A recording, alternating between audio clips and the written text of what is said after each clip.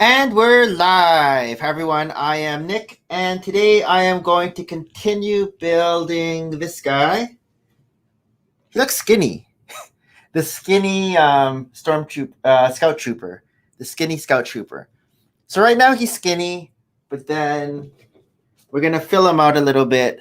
So this is how the final model looks.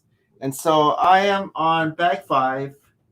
Yesterday was pretty good. I did bags 1, 2, 3, and 4, which is odd because normally I only get through 3 bags in a stream. But I guess maybe there were less pieces in the bags. There's only 471 pieces altogether, so it's not a huge set.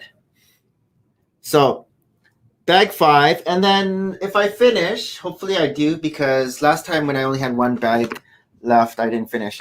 I'm planning on building this video set, Candy Mermaid Beatbox. So I have this one, and I have one more over there that I haven't done yet for the video. So that's the plan for today. We'll see how things go. And like the stream if you like me. So let me start my little reminders. Oh, scroll up. And question 919, more or less shades of Lego colors? More, of course. You always need more shades of different colors. I wonder what color we have the most shades of. For some reason, I'm thinking blue, because we have lots of blue colors. We also have lots of, I was going to say brown, but like if you can count nougat and like that off color, maybe different shades of pink too we have. But blue, we have regular blue, we have like the lighter blue, we have azure, medium azure, aqua. Does aqua count as blue? That turquoise color, maybe that's like an off blue. It's like I was supposed to drop this off, so I'm just gonna make him turn. But yeah, more Lego shades of colors would be awesome, just to get more, I guess, realistic builds of different colors would be great. 920. Who is your first lady minifigure? I don't know. I don't remember that. It would have to be, I don't even know if there's a lady minifigure in the Creator 3-in-1 Lighthouse, because that was the first set I built or helped build. And if not, then probably in the town hall. I think there's like a couple getting married. There's a couple getting married in the town hall. So I think the lady in that set would be the first lady minifigure that I had. So I guess, yeah, that was an easy question to answer. All right, 921. Which Lego set failed to meet your expectations? So I think I have an answer for this one. There were like a few, but then I always would modify it and change it. So the first one that didn't meet my expectations that I can think of would be the classic Batcave. Because even though I guess from the box you can tell that it was very sturdy, when you finally built it, it was like, oh, yeah, it's not that great. So I tiled it up. I added some like rock type pieces too. So that was one set. And then another one, I guess, would be the Big Bang Theory. Didn't meet my expectations. So then I tiled it up, and I even added the second half of the apartment to complete it. So it's like the full apartment. And then another one that comes to mind is the Sydney Opera House. Didn't meet my expectations. And again, because it was very studdy, like the water was studdy, the ground surface was all studdy. So that was all tiled up. I tiled up the water. I tiled up the grounds part with just blue tiles and tan tiles. So that was fixed. I fixed that up. But lately, I'm trying to think of current sets that didn't meet my expectations. I know Jeremy and Andrea mentioned the bonsai tree didn't meet their expectations, but I think I liked the bonsai tree. It was okay. I don't know what other sets, current sets. I'm trying to look around. I don't know. I think just those. We'll go with those. Those were enough. 922. Are you excited for the Star Wars Force Awakens sets? So this was asked a while ago. And I don't think I was super excited for them. I know I wanted a Rey minifigure and a Finn minifigure and a Poe and a Kylo Ren. So just because they were characters in the movie. So I wanted those minifigures. And I got them. They came in most sets. But for the actual builds, none of them were really wow. I kept Kylo Ren shuttle, and I have another one that I have to build. I'm not sure which one I'll keep if I have both. I don't know. And then there was a set too that I liked. Well, I like the Attack on Takadona because I like that the temple or whatever that was.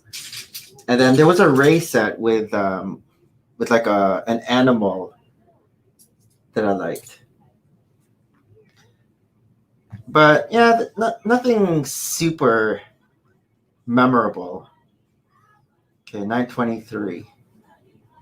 Thoughts on the Lego Scooby-Doo theme? I liked it. Again, I liked it. I like the Mystery Machine set. I like the Mystery Mansion. Is it called the Mystery Mansion? The Mystery Mansion set. There was also a lighthouse that was good.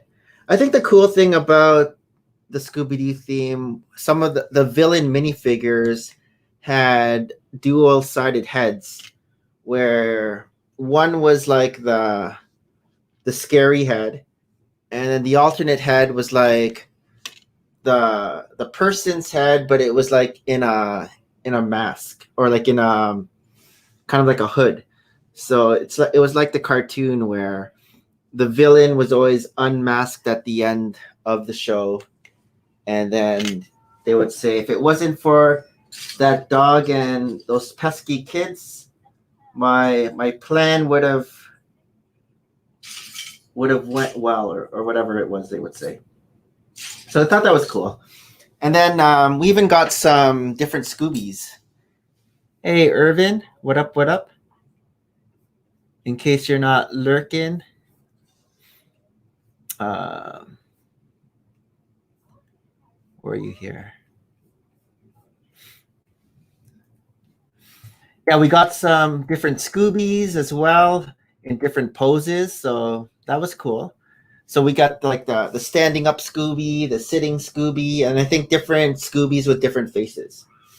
But yeah, that theme was short lived. It was only one wave, and maybe like 5 sets, like the typical 5 sets where you get like a large set and then like a medium set and then like 3 small sets, or like a semi-medium set and then 2 small sets. And I think one of the characters only came in the haunted mansion or the mystery mansion.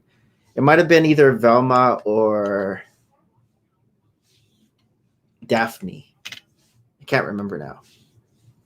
But it was like one of those sets where you had to buy most of the sets to get all the characters, all the gang, except for like the small sets. You didn't have to buy the small sets. So Lego likes doing that that strategy where it makes you buy all the sets if you want all the characters. But yeah, it was a good set. It was one of those sets too where I think different YouTubers were getting Velma. Oh, what did I say? Thelma?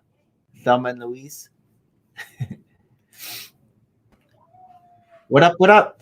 Hey, how's it going, guys? Good, good. Good. So so what are your thoughts on the shoe since you're a shoe guy? Well, I gotta go get it, right? So I mean, I know there's a lot more negative reviews than positive reviews that I've been looking at. Like people are like, I like why? it, but I think the negative review came from like Jeremy. He was like, he saw it, he first saw it, he liked it, but then he saw it at different angles. He's like, eh. But I liked it. Yeah, I was looking at reviews on Facebook and the groups I'm part of, and like, yeah, people aren't digging it. They were not digging it? Nah. But then again, you know, what were the bad things? What were the bad things people were saying? They're just like, why? I could buy shoes that I could wear. I'm like, yeah, of course you can. I'm like, duh. I was like, that's not what it's made for. They're like, oh, it should be Nike. And I'm like, well, they have an Adidas contract. So. Oh, so it had nothing to do with like the design or anything. It was more just like. I don't think so. I didn't see anything with the design. It's more of the concept and the idea. But I mean, it's a shell toe the Adidas shoe, right? So I've never really liked that shoe, but it's a classic B-boy shoe. You know what I'm saying? So. Yeah, Rob was saying that was his shoe when he was breakdancing. Yeah, I don't know if he was breakdancing, but I'm not sure if he said he had it for like 5 or like 10 or 15 years. Like that was his shoe. We should all like think of like B-boy names. B-boy names? What's your B-boy name? I don't know. What would it be?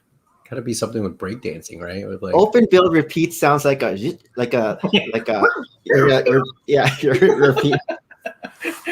Yeah, I don't know. What do you think about it? I like it, and at first I was like, "Oh, I'm gonna get 2," but then when I looked at the sole, I'm like, "Oh, you get one of the pieces, like you can't just reverse build it. Like one of the pieces is slanted to the right." But then Armand told me yesterday that one of the extra, they're gonna give you an extra piece of that slanted piece, so like you could buy 2 to get a left and a right. So I think it's only the right shoe that they have. So then I was like, oh, maybe. But this is one set where I'm probably going to keep the box and display it with the box. Yeah, of course. Yeah. Because it's a shoe box. You never get a Lego shoe box. And I saw like people were hinting that there might be a gift with purchase with this one. Oh, have you seen that? Like specifically for the shoe or like for anything? But I don't know how true it is, because you know how people are just rumoring. But it was like a smaller shoe with a little mini breakdancing minifig. Oh, so that would yeah. But I'm definitely long line.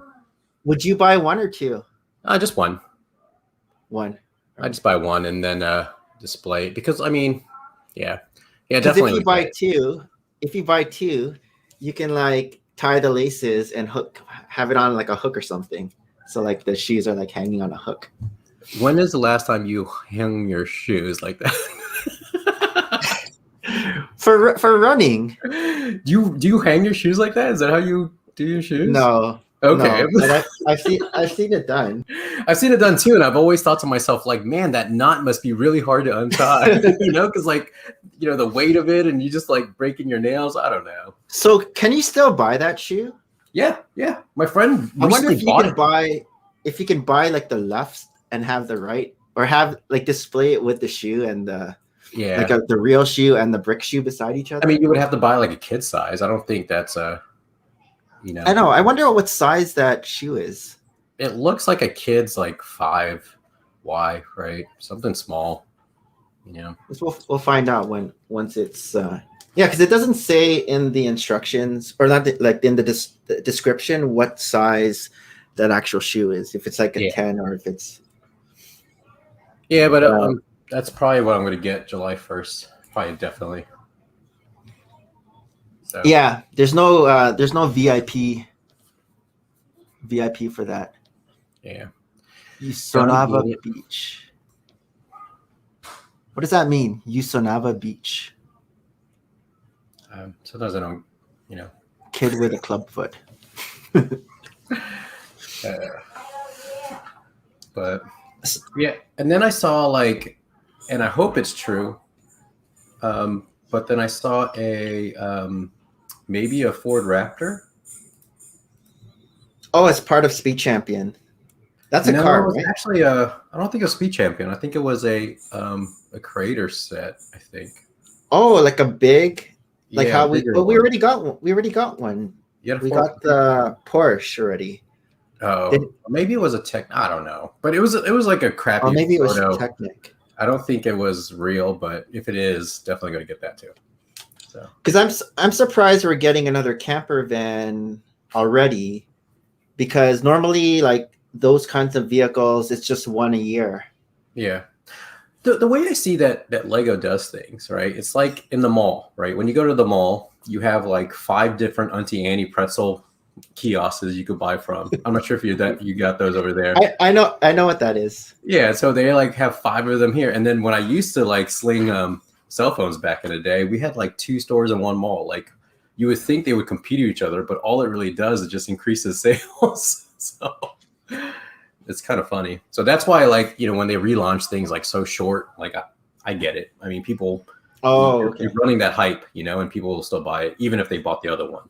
So, well, they're saying the camper van is different than the one that was released before, right?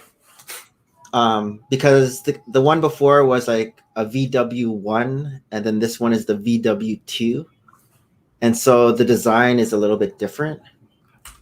I'm not sure how much different it is, but if they are coming out with a different one, I'm hoping the color is different. If the color was different, then I'm probably going to buy it. Like if it was like, because the old one was white and red, right? So if the new one is like white and green, or white and orange or something, or white and whatever color those camper vans used to come in. Yeah. Then I'd probably pick it up and like display them side by side. Maybe it'll be. But if it's the same old one. Yeah, like they come in like different colors before. Yeah. Andrew and Jeremy were showing me pictures yesterday or the other day.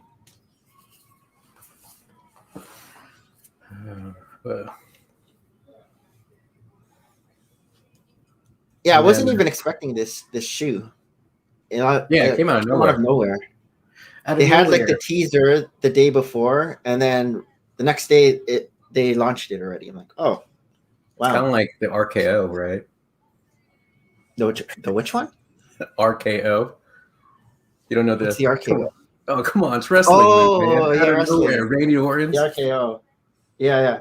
I thought that was another shoe. Brick Clicker. Hey, Brick Clicker. He said the new one should be medium azure. Yeah. What's going on, Brick Clicker? Brick Clicker. I think he's wrong most of it. I'm just kidding. Oh, so you know how I'm like way behind in wrestling? I'm like basically July 2020. So this Saturday, they're going to have to change our box. The box where I'm recording everything. So I was telling Mason and Hayden, okay, we're gonna speed through. There's 40 episodes of SmackDown and 43 episodes of Raw that are on there. Yeah. That's a lot. And so we're just gonna like fast forward through all like the matches and like slow down on the like the talking part. Yeah. And we're gonna do that from because they're supposed to come in on Saturday, and so we have like today, like after I drop off my brother, basically like from like 5:30 till 8 before Maria gets home, and then we'll do that again on Thursday and Friday, and see how far we can get. I think you could probably go through one episode, like a 3-hour episode, right? For 30 minutes, right? Maybe 30, maybe 20 minutes tops to get through all the cool parts and like see what happens. Well, right? Today, like we also do it at lunchtime. So from like 12, or it was like say 11:50 to 12:15, we got through one whole SmackDown and one whole Raw, just like fast forwarding through like the matches and like, watching the matches so we're just okay, look, it's Drew McIntyre versus Randy Orton and blah, blah.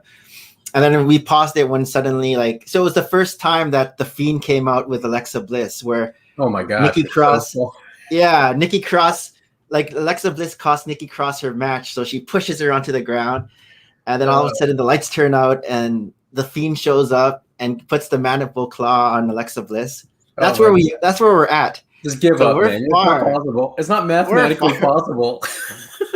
We can do it. Come on, use your agent skills, man. It's not mathematically possible. So we're like fast forward. We're like, oh, okay, there. Look, it's a Hurt Business, and they're fighting.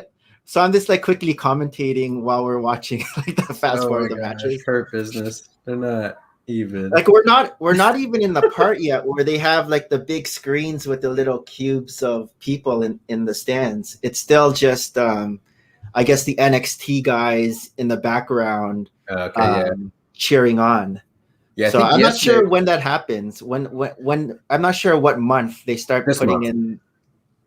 This month. No, it happened a while ago. They started doing like the big screen with the little cubes. Oh, you're talking about the live. Oh yeah. I know you're talking about. Yeah, I'm not sure what month they started doing I don't know. Yeah, but I meant this month they're ending the TVs. Oh, and they're having actual audience. Yeah, crowd for the last few ones. I'll send you the link. Yeah, you were in one of them, right? Yeah. I'll send you it's. I don't know how I got it, but I've been getting them because my brother hasn't been getting them either. So you've been in more than just one. No, I just been in one, but I got an invite to multiple of them, and I just never really clicked on them because it's very awkward. I think it ruins the because they tell you what to do. You know, they're like, "Oh, Alexa Bliss is coming out. You guys show us support. Be scared." And you're all like, that's what they do in the actual, like if you're at a live studio audience and they make you like. They have like little signs and then they go applaud and then they applaud or they go like I've been to them. I've been to a couple especially paper. Which ones have you been to? Oh no, not that. I mean like if you're like a live studio audience of like the Cosby Show or like I don't think like a television show. And they have guys like hype up the crowd. They have like individual guys that hype up, yeah. So like they're like dressed like normal people, but they don't have the signs. Didn't they have it like in if you watch the behind the scenes of WandaVision, and they had like that crowd, yeah, I know what you're talking about. And I thought they had like signs for them to like applaud and do all this. I mean, I think like they don't do the signs, but they place like 4 or 5 people around to get people hyped up. But now, like the crowd controls the chants. Now, I'm sure you've heard some of the inappropriate chants that they say. Oh, like for wrestling things. I know that they don't have people like doing that, but I was just like for television shows, instead of piping in like the canned laughter. Lego Mike, are you talking about Goldberg streak?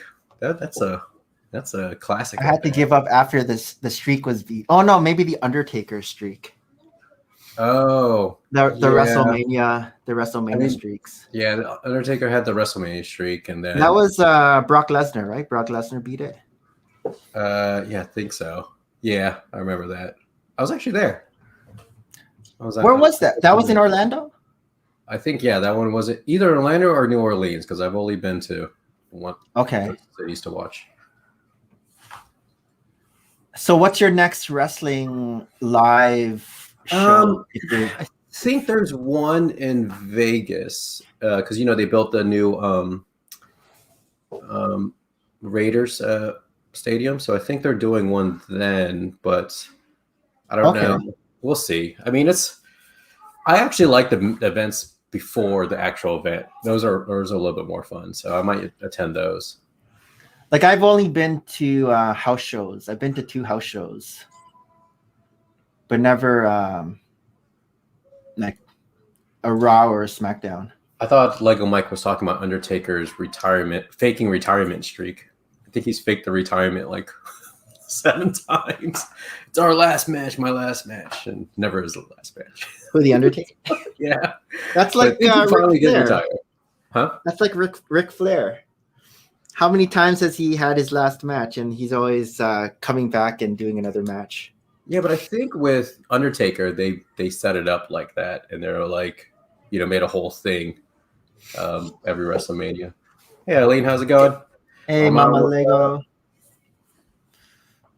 Where's Armand here? So on the weekend, I built the world map. Jazz. How's it going, Jazz? Jazz? Yeah, I saw that. I saw the picture. Oh, you built that really fast. It was painstakingly so boring to like. I would make because there's 45 16 by 16 cubes, and so after like 3, I'm like, okay, I gotta take a break. So then I leave, and then I come back and do like another 4, and then I leave, and then come back because it wasn't as fun as doing the Beatles, because like the Beatles, at least you're making a face and you can kind of see the face forming. This is just like random patterns for the water that doesn't really. And then finally, when you get to like the land, it's like, okay, it's just white. So it looks really good when it's done. Like I like it how it looks when it's done, but like just building it was so long. Yeah, it didn't take so long. Like I finished it within. I worked on it a little bit on Saturday, and then I finished it on Sunday. It was actually a Father's Day gift, and I'm like, can I open it early so I could just build it on the weekend? So we did like a fake. Well, it's not a fake. Like we did like a Father's Day haul, which will be posted on Father's Day, where they're giving it to me. But yeah. And then Mason helped me with like 1 cube, because he did a lot of the Beatles behind me. And then after 1 cube, he's like, "Can I go upstairs?" I'm like, "Fine, yeah, go ahead."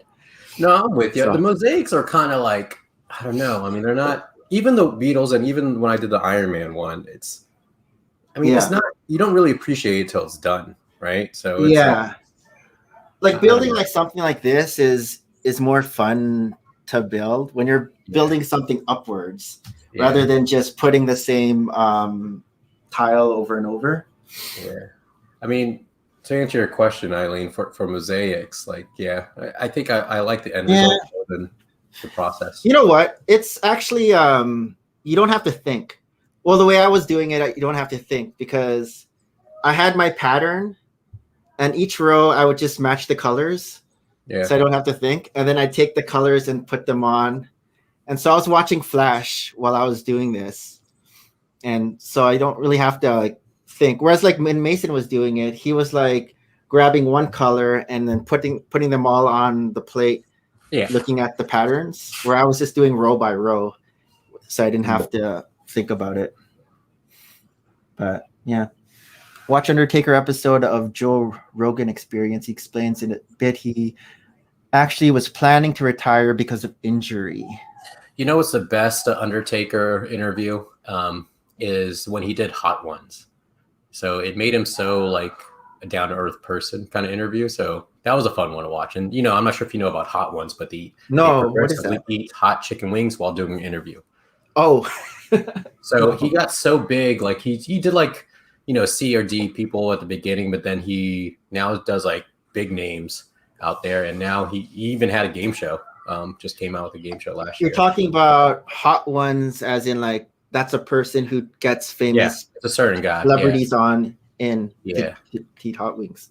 Yeah. So, but yeah, is that on YouTube, or is that like on a television show? You can find it. Oh, okay. Yeah, the Hot Ones. Yeah, you're right. Hot One interviews are great. So it's fun. It's fun to watch. So, and he's a great interviewer too. Like it's not boring to watch. He's a cool guy to just work. That's kind of like the Serge Ibaka. He had like this segment when he was with the Raptors where he would get different basketball players in to try these weird foods. Mhm. I don't know if it was like a YouTube thing but that's kind of reminds me of that. And then that was the one where he had Kawhi on and trying to get him to spill the beans whether he'd return or go off on his own, and he wouldn't give an answer, kind of thing. But yeah, that kind of reminds me of that. Yeah. Mm-hmm. So how's the building or videos or what's going on? You mean whatever next video is? So yeah, I sent that poll out. I was trying to curious to see like what people say. Oh yeah. I was trying to scroll down. I couldn't find the I'm just kidding. I know. But it's going good. I mean, I don't think I'm going to do the build. My next one's going to be a build. It's going to be the Harry Potter chess set. But Okay. it'll probably be the end of this week. I'm probably going to record some of it tomorrow and finish up and post it. Like the stream if you like me. But Like alarm. What had the highest percentage? Oh, of your poll? it's there's not many votes right now. I think I only have like 15 or 60 people who voted so far, but surprisingly people want to see like more behind the scenes stuff. Okay, because that's what it said was the highest when I voted. Which is weird because those videos don't really do well on my channel. I mean, I they don't do well. They only get a couple hundred, so that like my builds get a little bit more. What was the option between? Oh, I voted for shopping. Oh, shopping. Yeah, that one got the least. I like those ones. Well, actually, the stream got the least. So. Yeah. I've only seen a couple of your shopping ones, but yeah, I always like seeing field trips because it lets me see things that aren't around where I am. So it's like, okay. Especially like if I see like field trips in different countries, I'm like, oh, that's interesting. Oh. One of my friends is actually coming down from Virginia next week, so I might be going to, because he bought tickets to Legoland, so I might be going there again and maybe recording there. I might even go live on my phone. Just walk around. But it's funny because he didn't tell me he was going to Legoland, and he was like, yeah, we're going to Legoland. I'm like, oh, cool. Did you buy your tickets already? And he's like, oh yeah. I was like, oh man, I could have saved you like $400. He has like four kids, or he's a family. Oh, why? Well, when you have I think I'm echoing. I'm echoing on. I can hear myself talk again. Let's see here. How about now? Can you hear yourself? Hello? No, I'm not echoing anymore. Yeah, that's probably me. Sorry. But you have like a discount or something? Yeah, so when you get the season pass, depending on which one you have, I have like the second from the top, the Awesomer set. Awesomer. Yeah, they name it Awesome or Awesome and whatever. It's so cute. But I get I think I get 2 free tickets per season pass. So okay. And I was telling my friend, I was like, "Oh man, you should have told me because I got you 4 free tickets." And I mean, hey, it's only $400, but whatever. No, that's a lot. But he already bought his ticket, so he's like, "Oh." I was like, "Oh man, just forget I said anything." Sorry. So how many times have you been to Legoland that you have the pass? Well, I bought them during a sale. I think it was like Black Friday sale actually last year. Okay. And it was also during the vid, right, when it was during its prime, or not prime, but halfway through. And I think I got it for the same cost of ticket costs. So I was like, why not? Oh, wow. Yeah. Why not? So, but Oh, go ahead. You've only been once or twice. All right. But do you think you'd get the season's pass again? Nah. No, it's not worth it. I mean, it's because once you've been, you I don't know. I mean, it's cool, but I don't think because they're not owned by Lego. I'm not sure people knew this, but they're owned by a company called Magellan, or something. But they're different. That's why my card discount doesn't work at Lego stores. It only works at that big store there. So are they partnered with Lego? Yeah, I'm sure they Why are. are they? Yeah. Facet, right, but it's but they're owned by a different company. Okay. So what's the big draw? What's the big draw? Like the rides or it's designed exhibits? It's more of the rides. They have a water park there. They have rides. What's nice about it though is that you could probably do the whole park in one day, so it's not like a 2 days thing. Yeah. I mean, and it's inexpensive. And I guess the lineups aren't crazy. Yeah, because it's not like Disney. Yeah, I mean, I haven't been during the prime time, but it's when we went, the longest wait was 45 minutes, I think, maybe an hour. Are you guys gonna go when your buddy's there going? Yeah, depending on what day he goes, and if I got work going on, but I don't mind just dropping by. I mean, it's free for us, right? So, and it's only you haven't done you did do a vlog at Legoland. Yeah, you did do a vlog. Yeah, that was one of my first ones, but when I was kind of like still getting used to talking in front of the camera, so it's okay. It's funny because I was watching my old videos and I was seeing how much energy I had at the beginning, like some of my first face videos. It's so weird. It's like night and day from now.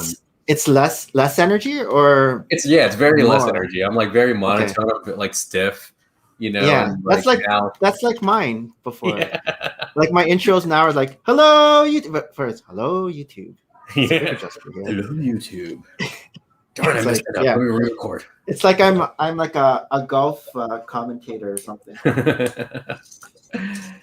I mean, hey Lego Master Ant. I do when I do record my videos. I'm not sure if you're like this too, but I do re-record a lot. Like I'm always messing up. Like you mean dub or re-record? Yeah, I'm always like recording. I'm like, oh crap, and then I have to record again. Yeah. Like if I'll be like talking, blah blah blah blah. I'll just like make blah, blah, and then I'll just delete and then start again. Yeah, that happens sometimes because I wing it a lot. So when I wing it, like it doesn't really fan out the way I want to. But like stuff where like say when Maria and I do our what with the camera just there, it's just like one take. We don't. But it's kind of like us talking like for our Full of Brick live stream. Anyway, so it's not. She knows how to. She knows how to. I don't want to say carry because she's not carrying you, but she knows how to make it go smoothly. You know what I'm saying? Yeah, like especially like for like the Full of Brick. Yeah. Because she is filler buster the word? Like she knows how to just like ramble. I feel like I feel like you closed her up and like hid her in her closet all week, and then you let her out to talk that day. And so she's all like has all his opinions and everything to say. You're talking about Full of Brick. Yeah. Hey, London Bridge. He's like, oh yeah. Hey, London, how's it going?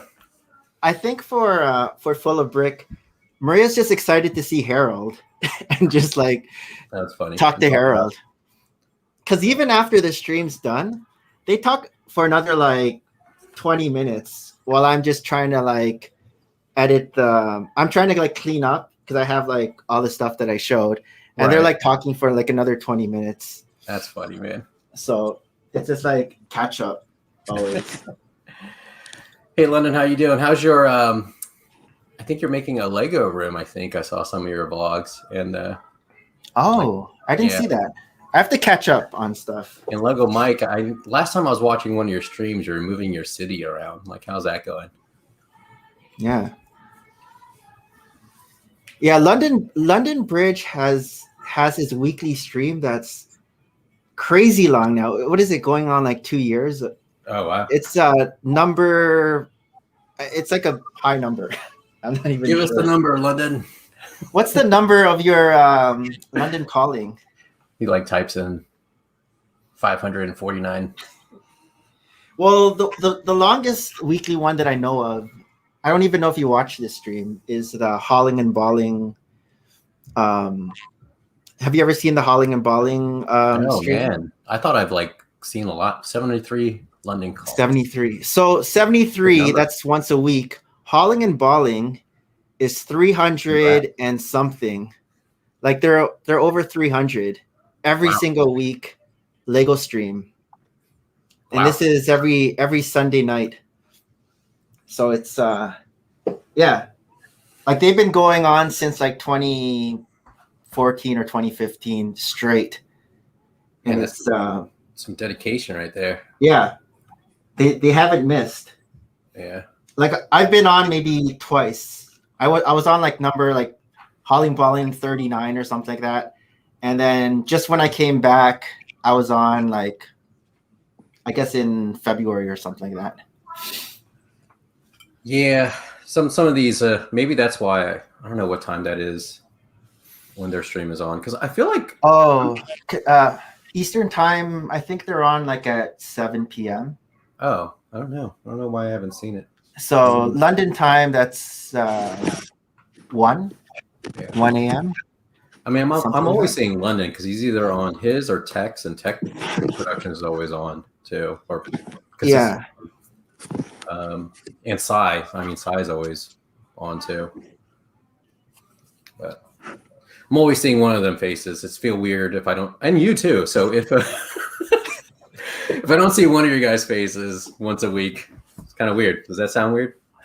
Well, I was missing in action last week. Hey, Armand. Hey, Armand. What's up? How you guys doing? So did you? Are you going to get the sneakers? Are you going to put those on? I want to, but they're expensive, man.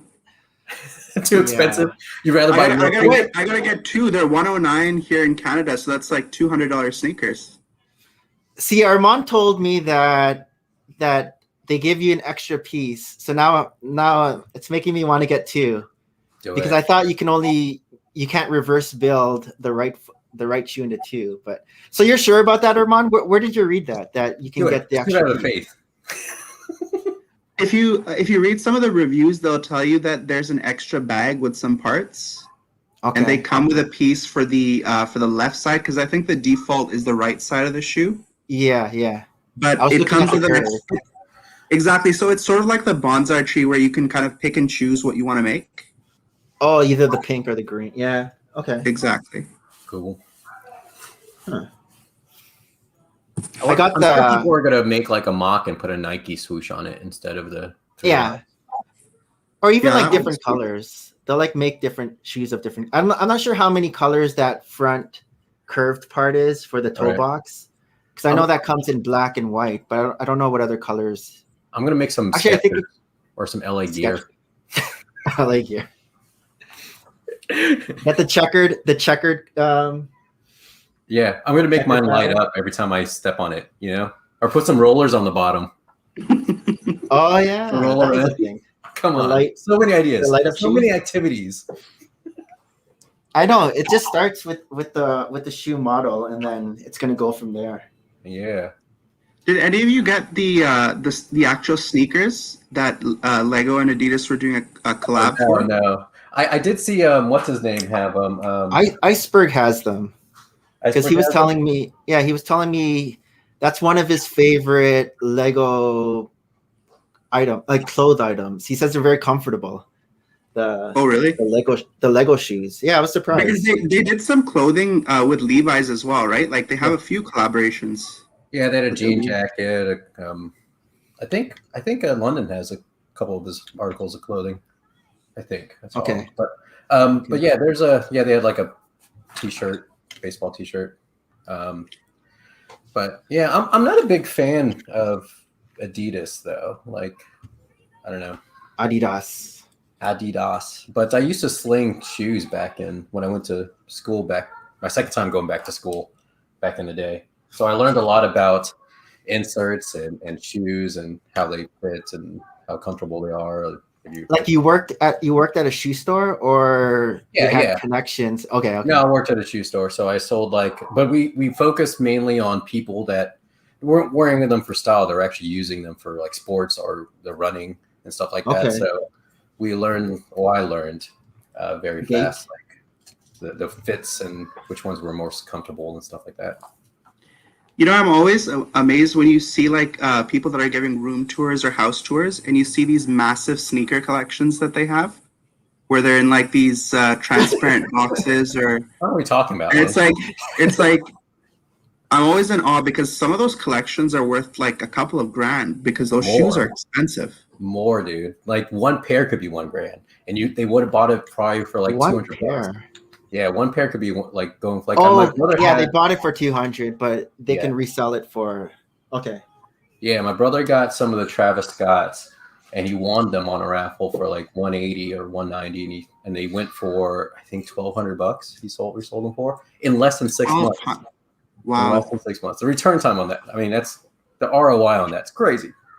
So most of these people who buy these shoes and collect them, I imagine they don't wear them, right? It's just like purely a display piece. Some don't wear them. You're right, but some they will fold and some will wear them. But you could still resell them on some apps. Like there's this app called Goat, and you can resell used shoes there, and they still go pretty high. I mean, you of course you lose some value, but it's still a pretty good return. So, Nice. but As yeah, long I as mean, there's no tears or anything in them, right?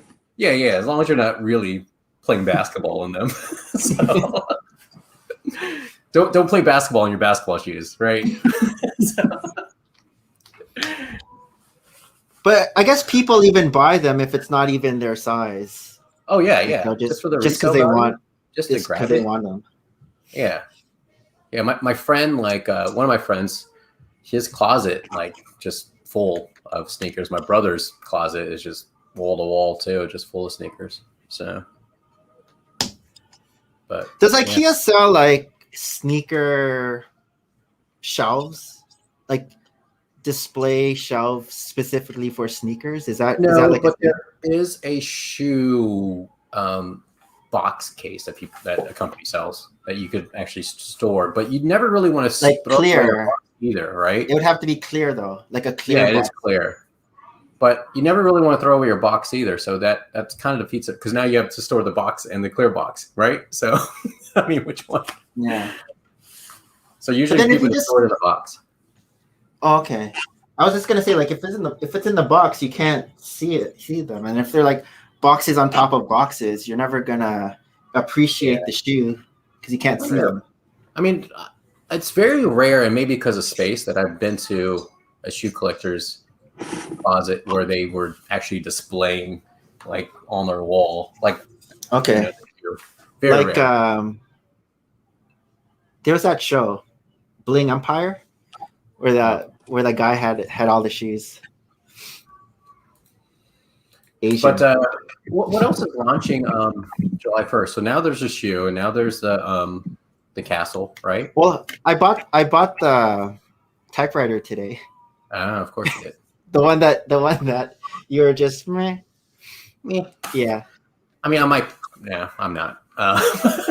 So, Maria doesn't like it too. It's you and Maria that don't like the color, and her favorite color is green. Her favorite color is green. Yeah. Her I'll buy favorite it on color a is shirt, green. but I won't buy it on a typewriter. Jeremy likes it too. We say like it's like a whole 1960s look to it. Yeah. No, I mean, I think. But I guess on April 26th, we're gonna find out they're gonna unveil a new set in that LegoCon, like the Lego convention. A new set. So I don't know if it's gonna be like, yeah, it's on Saturday. Gunship. I don't know. Gunship. You think it's gonna be the Gunship? Like it'll either be I'm Gunship, hoping. Home Alone, Titanic, DeLorean. Like I think one of those things they're gonna show. I don't know if it's gonna be Star Wars. I think it will, Nick, because you know how they release like a schedule, like a virtual schedule of what the event's going to entail? Uh-huh. It's set for Star Wars that there's going to be a new set reveal, so we know there will be at least one Star Wars set that's getting revealed. Oh, okay. But I don't know, like usually with like larger sets, they just do their own standalone thing. They'll just do an announcement on a random day, or they'll tease it. But I don't know. Maybe we'll get the Gunship. So. Yeah, I'm not sure what else comes July 1st though. Like that, we haven't.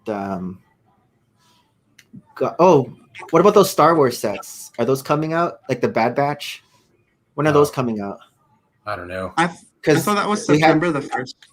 Oh, that's September. Okay, because I know we had all those photos. I don't really know. I'm not sure. What about you, Irvin? Oh, go ahead. Irvin, did you get any new sets recently at all, or are you kind of on a break? Did he? No, I got a couple. I mean, I got a couple on the June 1st release. So I got the Harry Potter chess sets. I got the Brickheads thingy. Nice. I got the Supra. Oh, nice. I got. It's like a smorgasbord of themes. Everything is awesome. I want to get one of those. I want to get one of those IKEA cases. I don't know if they have them. I've never seen them at my IKEA. Well, it's weird because over here in the States, right, they're plentiful, right? They didn't really sell well. In Asia, like they're flying off the shelves. Like people were like, there were long lines for it. How do you know? How did you know in Asia? I'm part of a Facebook group. You're all over Facebook. You're like Mr. Facebook. Everything you talk about is Facebook. Yeah. But it was funny because I'm part of that group, so I shared my video. Like I first launched the IKEA because they got the IKEA boxes a long time after we got them here, like maybe about 6 months. So I did my video and I launched it here and it did okay. And then I saw that they were getting it, so I put it over there and I posted it, and my views went like crazy because they were like, everybody wanted them. It was like such a high demand. So do you have a lot of like subscribers from your Facebook networking? I would say some. I wouldn't say a huge amount, but I do see a difference if I don't post versus if I do post my videos on Facebook, right? And when it comes to views. Your Lego groups on Facebook, are you under Irvin, whatever, or are you under Open Build Repeat? Do you have like your own Facebook Lego page? I do, but I use your personal one. Yeah, I do have my own Open Build Repeat. Open Build Repeat has its own website and all this other crap. But I do, when I post on Facebook, I post underneath my personal name just because I think with some of these groups, they don't want like, they know that you're just promoting your channel. But I don't know. I don't know if I want people who knew me like in like university and high school to know like I'm Lego crazy.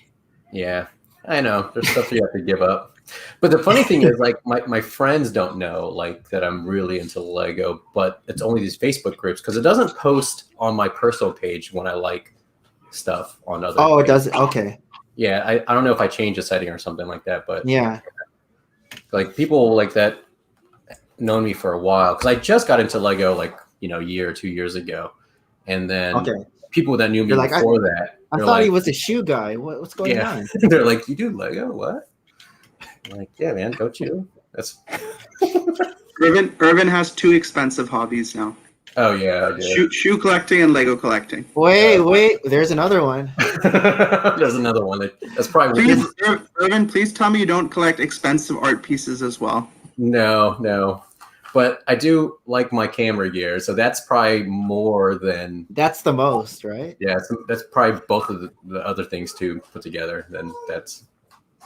Yeah. Do you have a lot of like lenses as well for your camera, like individual lenses? So I just bought my full frame lens or full frame camera, my first one a couple months ago, and since I got it, I have two lenses now. So, and I'm sure if you know cameras, each lens is. I mean, if you buy a good one, and they're all native lenses. I don't really like to buy like the not the brand like Sony lens, right? So they're each at least $900.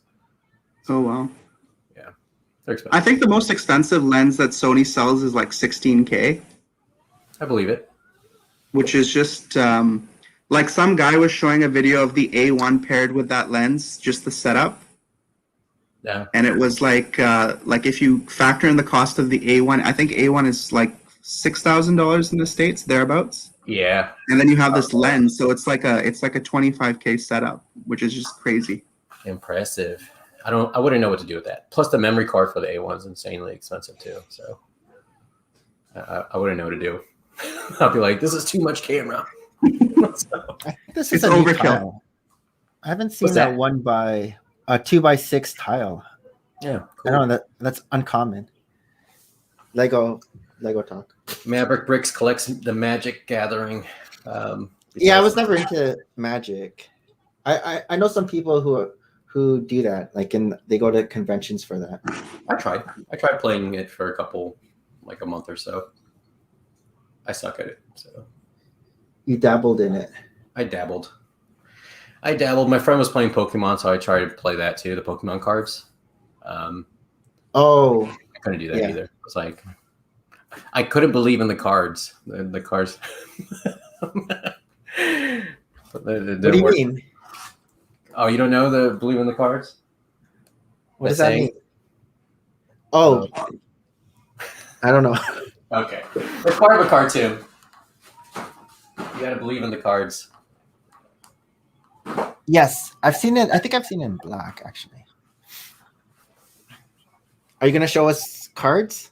Oh no, I don't have those. I thought you were like going in the back here. Going to grab them. Here we go. Going to Lego sets. But I am excited to build. Oh, I also got this too. The Phoenix. Oh yeah. This is actually my first time I bought Harry Potter Lego. Oh, Yeah, I've never bought Okay. them until these. and you got 3. Yeah, I got 3 of them. But I'm excited to build the chess set. So Have the kids watched Harry Potter? yeah. The So we tried showing them. They're 7 and 5 now. So we tried showing my 7-year-old like 2 years ago, and he wasn't really into it. But now he's kind of went through the whole thing in 3 days. So Oh, all of them. Like Yeah. even the later ones weren't too scary for him. no, yeah, the later ones were a little, but he all right.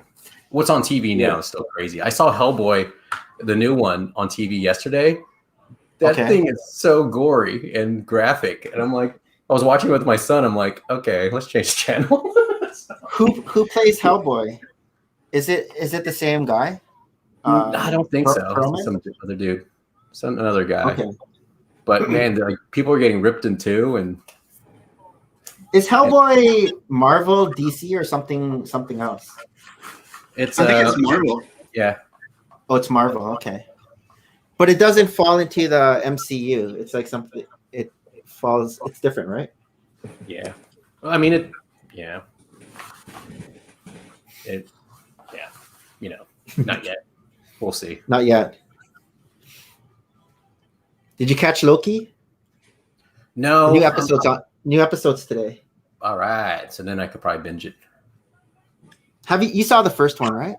The No. first episode? Okay. No, I'm gonna wait to watch it with my wife, so we'll probably watch it later on. But we'll see. Yeah, it's good. Second episode's even better than the first, and the first episode was really good. I just watched it this morning. The second episode. Armand still has to jump on the Disney. You know Plus what? train. It's so funny, Nick. I actually have Disney Plus now, but I've been so busy that I haven't actually been watching no. anything. So I have Disney Plus. I finally ordered it. I subscribed to it, and honestly, it's just been so crazy. I'm just waiting for a weekend where I can binge watch some of these shows, like Mandalorian. Just go through season 1 and 2, Yeah. and really get into it. All right. Yeah, I still need to rewatch Raya. Give it a second chance. Since Never mind. I get it's okay. some- Don't worry about it. high praise. Let's forget your Asian background for a little bit, and you cannot like it. It's okay. Don't tell me you didn't like Aladdin either, did you? So, It was okay. I liked Mulan. see, what's wrong with you? I liked Mulan, but I didn't like the Mulan live The new action one. I like Really? the Mulan cartoon. All right, I'm never suggesting movies to you ever again. So. We have different taste. I like good movies. You don't. So. What? Just kidding. I'm trying to think. Well, see, the first time I watched Rogue One, I wasn't into it. I had to rewatch it while not being drowsy to actually enjoy it. Because everyone was like, Rogue One's good, and I was like, meh. I always fell asleep in the battle scene, like when they started fighting, which is like a hard spot to fall asleep because it's supposed to be like all the action. But yeah, I enjoyed it recently when I just watched it, and so I think I need to be fully awake in order to appreciate Raya. Turning uncle. It's okay. Because I watched it like at 9:30 p.m., which doesn't seem late, but for me, like usually 10 o'clock's when I kind of turn in. Shut down the engine, eh? Shut down the engine. I'll be right back. But actually, Nick, out of all the standalones, Rogue One is probably one of the better ones for the Star Wars films. I like it now. Yeah, I like it now. You enjoy Rogue One, I guess. I did. I was the same as you. I watched it 3 times. The first 2 times I didn't really enjoy it, but then before watching it the third time, I watched the other movies, like the original and prequel trilogy. Yeah. So when I watched it the third time, it fit better in the context, and I felt they did a really good job with the movie. See, I watched Rogue One right after I finished all of Rebels. And then that it made even more sense to me after watching all of Rebels, because it takes place kind of after Rebels before A New Hope, right? And so it fits together. Like the stream if you like me. So Nick, is Rebels sort of like an animated series, or is it like an actual movie? Because I think it's animated, right? It's animated. It's 5. I believe it's 5 seasons, but it's really good. The first season is so, and then seasons 2 to 5 are really good. For Rebels. If you had to pick between Rebels and Clone Wars, which one do you prefer more?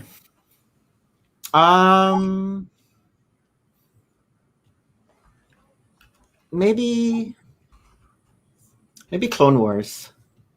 I think I like Clone Wars better, but not saying I didn't like Rebels, because that was good as well.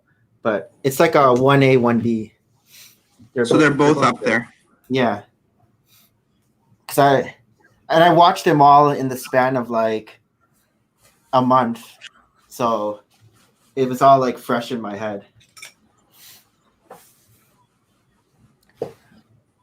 Rogue One is the best. And spoiler, Awkwafina plays Awkwafina. It's true. It's France, so not good. France.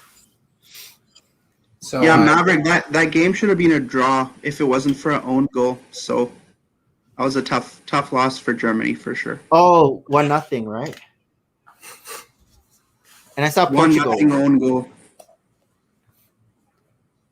Are you guys both soccer guys? Football? Or football? Not really. I used to my old roommate, he was Indian, so I watched cricket a lot and football, soccer a lot when I was hanging out with him. But no, I'm not a huge fan. But I just kind of follow it sometimes during World Cup or Euro Cup. And then whenever someone wins, then all the cars around the neighborhood start honking their horn, waving their flag of whatever country they're from. The melting pot, which is Toronto. Oh, which I guess they can't call it the World Cup, because the 2 countries that I support never make the World Cup. Canada never makes the World Cup, and India never makes the World Cup either. We have 1.3 billion people, and we can't get 12 people to kick a ball and make the World Cup. It's so disappointing. Focus on other things. I mean, does India have a basketball team? So it's they're into cricket, which I get. It's a but the problem is, Irving, we're not that great at cricket either, to be honest. I know you guys are. We're not bad, but we're kind of like just slightly above. Like we're a good team, but nothing. Nothing too great, you know. Maybe you don't have enough space because you have so many people there, like to play. Like, Could so be. it's populated. Who's the last Indian international sports star, like in whatever sport that's well known? I don't know. Well, we trying have to a think of one. cricket player who's very like well known. I don't know if you've heard of him, Sachin Tendulkar. If you don't follow cricket, you won't know, but he was like huge in the sport. So In what? In like the 90s or in the 2000s? 90s and 2000s both. So those 20 years. See, the Philippines, we just have to mention Manny Pacquiao, and then everyone knows Manny Pacquiao. Well, Who's if that? you, I guess if you're into soccer, but I think that's the only Filipino sports. Can you think of another one besides Manny Pacquiao? Yeah, there's don't know there's if like a half like Jason Day is half Filipino. I'm not sure people knew that, but he's golf. Okay. But yeah, there's like a lot of happies out there, but I don't know. I don't know any full ones. Yeah, I can just think of Pacquiao. The last LPGA tournament that I think a week ago, the winner was Filipino. Filipino. Oh, okay. Full. All right. Oh, Rob, I got something for you. I went to Miramoto's the other day, and I've always been disappointed in Miramoto's. And for those who don't know, Miramoto's is a restaurant in what's it called? Disney Springs. It is one of the Iron Chef's restaurant, but that was the first time I tried Wagyu steak. So we had 5 ounces, and it's $32 an ounce. So Wow, jeez. But it was supposedly Why the so highest much? rating. Because the quality, even though it's not like the size, but just the quality of. Yeah, it's the quality. It's Of the supposedly beef. supposed to melt in your mouth and all that stuff. But it was Did good. it? Would I pay that $32 ounce again? No. Unless I was in Japan, probably I would. But Are you also paying for like the ambiance and like the location and all that? I mean, yeah, there's a Disney tax on top of that, right? But it's The Disney tax. Yeah. it's On the it's all right. food. I mean, I've always been disappointed when I've been there like, I don't know, 5 or 6 times, and I've been disappointed in the Asian food there, but his last visit was pretty good. So, anyway, I thought he would like that. He's a food. Yeah, like- he's probably been. Oh, speaking of, There's Rob in Hey. the dark, in the Now, basement. the light takes a while to light up. It's getting creepy, Rob. I see a moving towel behind you and It's a mumbling weird coming out of it light. saying, "Help me, help me." Hey, Calling the police. you said a magic word, and I just learned something like a week ago. So What? you went to Morimoto's, and you said it's the Iron Chef Morimoto's place, right? Yeah. He doesn't own it. Huh? He doesn't own it. I thought he maybe not owns it, but I mean, his face is on it. Right. So apparently, like we were watching some show the other week, and they introduced this like restaurateur, this rich old dude. He owns all the Morimoto's. Oh, He just like licensed the name and Yeah. image to him. I just thought it was interesting because I always thought the same thing because a lot of these guys do have their own little empires. yeah. Well, I'm sure Guy Fieri's the same too. I'm sure he has like a different division of his company, right? That handles. Well, just- ironically, it's funny you bring that up. Guy doesn't actually own, I don't think, anything anymore. There you go. I think that he has shut everything down over the last few years except for his stuff with Carnival. Wow. Like the Times Square restaurant's gone. I think his Vegas joint is gone. Because he's too busy doing all. He's not. He's actually one of the best guys out there. If you look at what he's done for the industry during the pandemic, but yeah, he's taken. I think his focus. I mean, his away from name the is still restaurant. on. I mean, they still market his name out there, kind of like Morimoto, right? So, Yeah. I mean, maybe they're doing the same thing where they're just. I mean, same thing with the new tapas place at Disney Springs, but Whose name did they staple to the front of that? it's starts with a P. Paleos. Okay. That's the restaurant name. I'm not sure who they use on that one. Yeah. But, yeah. Because the other one, it was funny that had an empire from Top Chef was the Voltaggio guy, and he's lost. He's lost all but the one that's up the road from me. He's down to one. Yeah. They made some bad deals apparently on some leases that they couldn't fulfill, and it all fell apart. That's a tough game, man. That restaurant game. Yeah, I would never be part of food. It's not me. I mean, anything with shelf life on it, I wouldn't try to sell. So, well, if it was Jollibee, maybe. But I just couldn't do it. There is no shelf life. if there's a franchise and I could just follow a recipe and a process, fine, maybe. If you're selling me a system, I might buy into it, like Chick-fil-A, maybe. I couldn't get into anything that's customer facing at this point where the public can go on and be like, I had a bad experience. And, I mean, Yelp. It's everywhere. Yelp right? reviews. yeah, in today's world, I'm quite happy that I'm in an industry that's not public facing. Yeah. I wouldn't survive. Do you guys have to deal with customers Oh yeah. face to face? Yeah. Yep. Yeah. All the time. You just take it. I mean, it's part of the biz. So Irvin, are you actually are you in the photography industry, or do you do like something else? I do something else. I'm in hospitality logistics. So I do like moving stuff around and storing stuff and installing stuff. Well, I don't do it. I sell it. So Nice. but we do it all across the world. So your customers are like companies. Yeah. So customers, companies, designers, purchasers. Not like Karen that would walk into the shop and start complaining to you. Oh yeah, but I've dealt with, of course, being in sales, you always start off somewhere. So I was a district manager for Verizon for like 8-9 years. So those are the worst customers too. Like I won't say the worst, but just cell phones in general. When something's wrong with your cell phone and they come to you, that's tough. they won't blame you because they sweat all over it and got water damage. So you try to explain to them, lady, you sweat a lot, and I dropped it in the toilet. How come it doesn't work? Yeah, I was like, what's this brown? It's just. So they'll come to you, the provider, when there's like technical issue with the phone?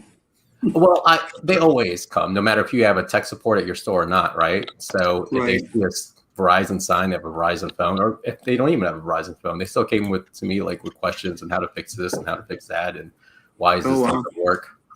Like I'm glad phones are now waterproof because back then I would always have to look at the water indicator on the battery to see if it's water damaged, right?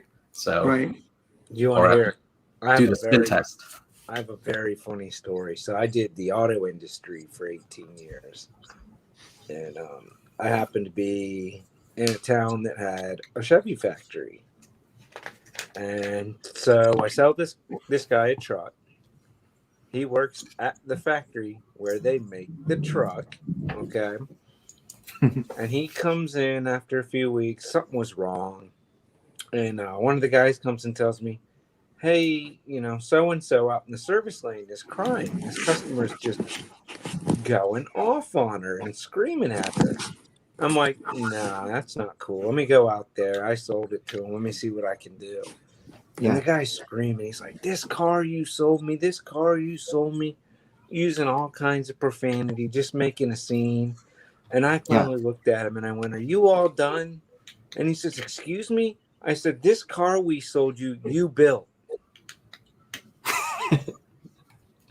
And he just went white, like, oh.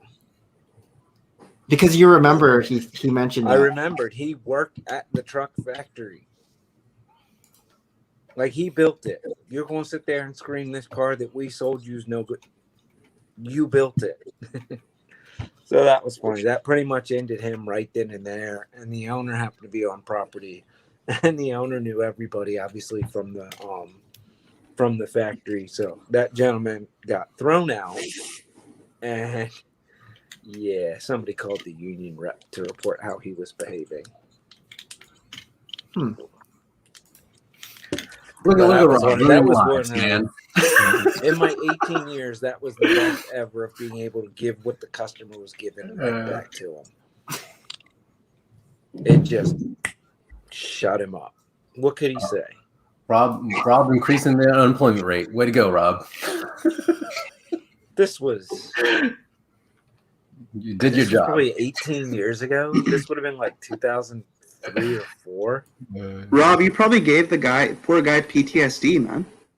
I mean, he's probably homeless right now. Thank you, Rob. No. He was he put a woman in tears. That's unacceptable. You don't put anybody in tears. Yeah, that's pretty bad, actually, for sure. Yeah. So I don't know that he lost the job. I didn't even live in that town. I was just working there for a month, filling in. But you don't do that. So also, if you're gonna walk into a dealership and buy a car and spout out, how awesome you are because you work at the factory, well, when you throw stuff around, you got to remember you threw stuff around that goes both ways. Oh, was he like puffing out his chest, trying to get a good deal, saying that he worked there? The factory would buy cars. Most of them were cool, but they get a super deal. So they'd be like, "Hey, I'm from the factory." Yeah. And I was always like, "Cool. I don't have to negotiate. I don't have to do anything." There was a fixed fee that the factory sent your commission basically to the dealer. So I didn't care. Give them to me all day long. Extra cars towards getting to the bonus. So, I mean, I was there for a month. I sold 31 cars that month, and I think 6 of them were factory deals. One a day. Yeah, it was one a day. It was miserable. But, yeah, about one a day. That's good. Is that good? I don't know. You'll make a sales. Yeah, I mean, that's good. I was always told if you can average 20 cars a month, that generally, that is where you basically work out to one every day that you work. Is kind of the goal to start. Every month was to get 1 car every day I worked. What was the most cars you sold in one day? 5. Nice. But it helped that one family bought 3. Oh shit! Wow. Like the mom brought the daughter. The mom brought the daughter in to buy a car, and then she fell in love with a car, and so she was like, "Well, when I come back this evening, I'm gonna bring my husband when we come to pick up my daughter's car, and if he thinks that the deal is good and likes it, we'll buy my car too." And so he comes in.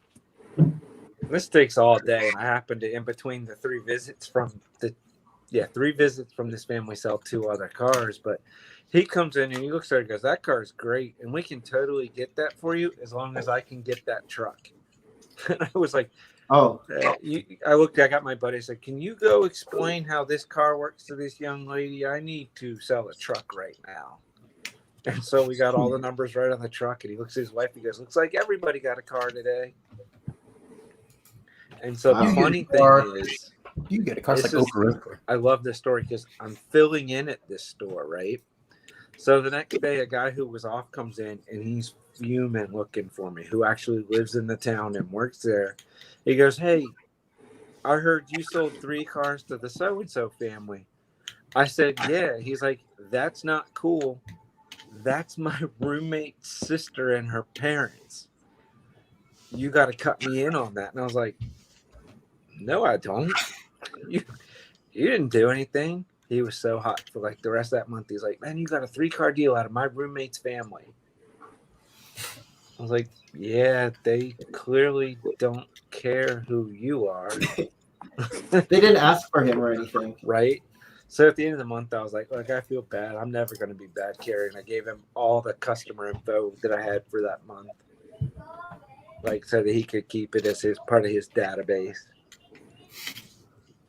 Hey, you. I mean, buddy, I was going back 150 miles away. It wasn't like I was going to call any of those people to get another car. Nice. So when you pre-order something on Lego at Home. Now, I'm confused. Is it called Lego at Home or is it Lego.com? Like, you guys say Lego at Home all the Isn't it Lego Shop at Home? It used to be its own thing, and it was, like if you wanted to go straight to it, you Googled Lego Shop at Home, and it took you there. And then maybe 2 years ago, they took the shopping page and they blended it into their Lego.com. It was a separate website. Because I think I always type in Lego Shop at Home Canada. Yeah, because whenever I'm looking online, I put Lego Shop at Home. Yeah, because it lets you bypass all the other stuff. First time I heard it was from you, Nick, like watching your videos. I'm like, what's he talking about? Lego at Home? Maybe it's a Canadian thing. So that's what I was Lego Shop at Home, not Lego at Home. This is Lego at Home. Well, Lego, when you always, Lego.com. That somebody's been buying Lego online for more than the last 5 years, basically. Okay.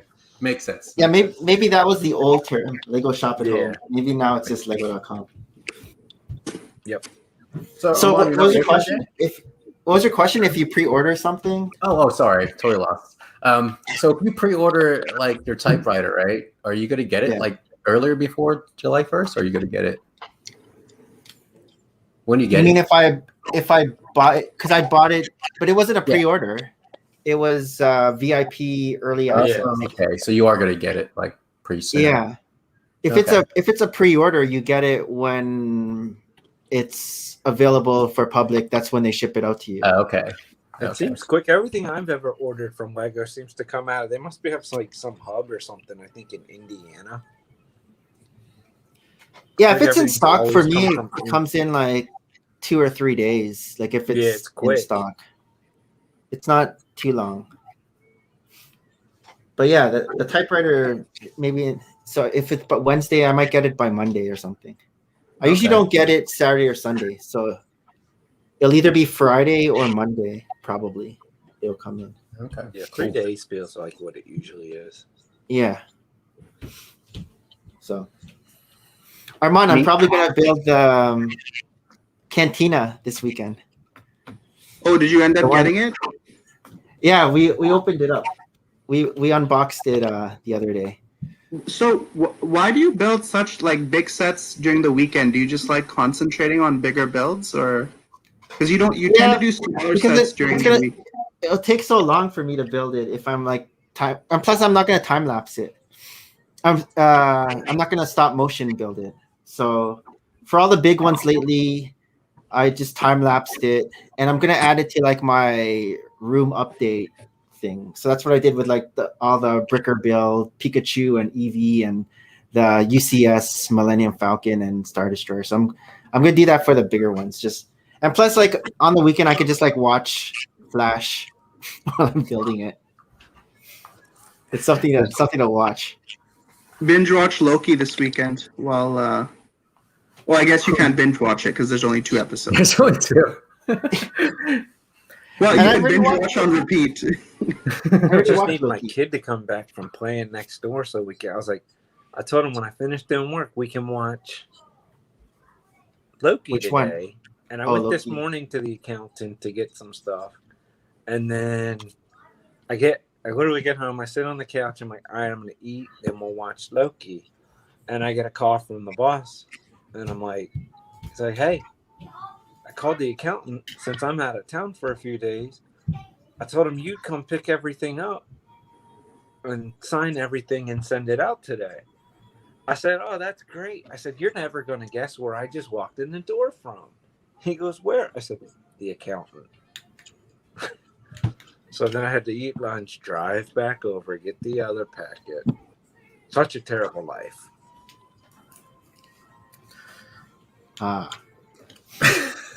Right. I had to work. For like an hour and a half. I really thought there'd be some sympathy from one of you. No. Okay. No. I said I giggled. I mean, is that sympathy enough? A little sarcastic giggle. And I only had to open one envelope to make sure I signed the check because I forget usually. So I have this I have dry hands, right? So I have this hand repair balm is called Bloody Knuckles. What the? Hold on. Duke Cannon's Bloody Knuckles. Yeah, I mean Target Hand sells repair it. balm. This is lotion? Yeah, Or so oil? you know, Like it's oil. a hand cream and it's supposed to have a little bit more moisturizer than normal lotion, right? But because you know, I Wait, get dry. let's see those knuckles. No, it's after my bare fisting fight I did yesterday. Can't show them. Bare knuckle fight. Fight Club. That was first rule, man. First rule. Robbie feels you, but the dry knuckles. Yeah. Irvin, I love that transition. There was just a moment about reflecting about Rob's hectic day today, and then you transition to your dry knuckle.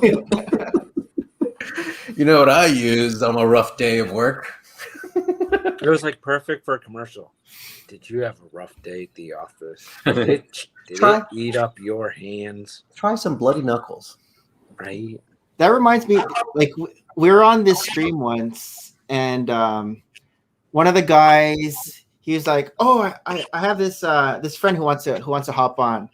So this guy, his friend hops on, and it was basically like an infomercial for beard oil. He was like trying to sell everyone beard oil.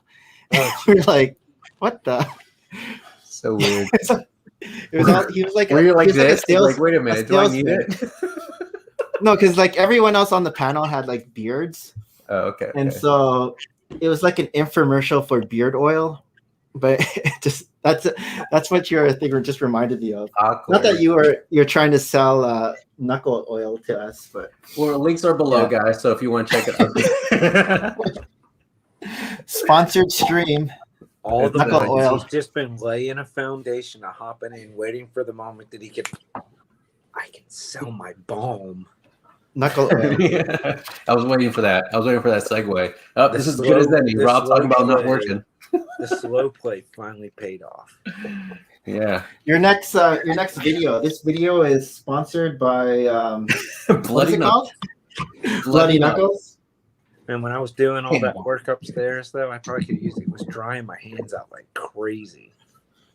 Yeah. Packing all the mortar. Oh, from just like washing, and the sanding, and the drywall.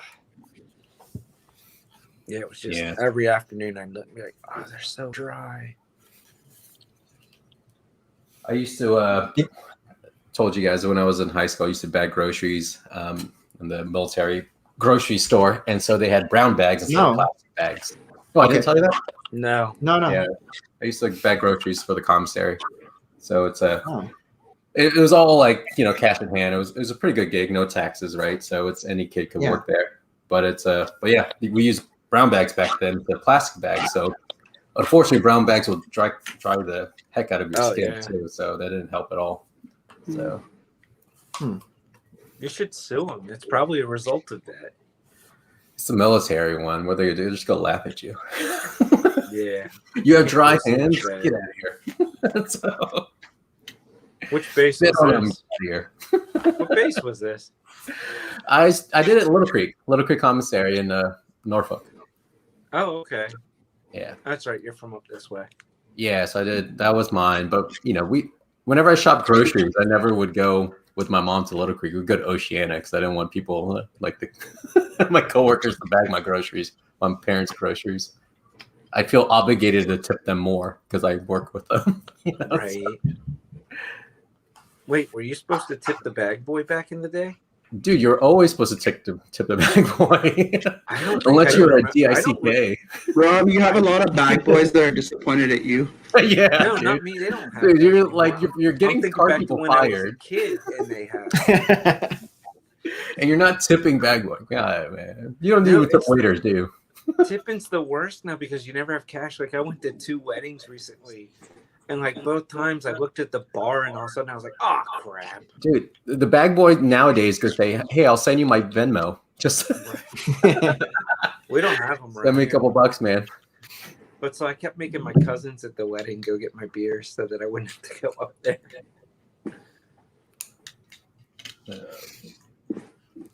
I didn't even for my wedding, I didn't I paid for open bar, right? So open bar to a limit. but I was trying to get me and my guy friends to reach that limit so that they would have to ask me for more money, but we didn't get there. So what was One of my the white limit? friends. I don't know. I I think it was like got married. I think it was like $2,500 worth of Okay. liquor. So it was up there. My wife's friend got married. This is probably 12, 14 years ago. I remember we're sitting at the reception, and it just happened to be a wedding that we got a room at the reception place, so that we didn't have to drive. And I remember, like, maybe halfway through reception, the bride comes over and looks at. We were the table of all the friends, of course, and she goes, "I don't know what we're gonna do. Nobody's drinking. We prepaid for all this. We're not gonna get our money back." And I just looked at my wife. I was like, can I? And she was like, yep. So 23 vodka cranberries later, I had the worst hangover I've ever had. It was like a 10-day hangover. Every time somebody would get up, to like, anybody need anything? But like, vodka cranberry. They're like, you have 3 of them. I'd be like, I'm good. They have a picture of me holding 4 of them with like the swizzle straws, just all at once. I don't do that took stuff advantage. anymore, kids. What's drinking? Bad people do it. I just build Lego. I drink Gatorade. I'm addicted to that's my vice.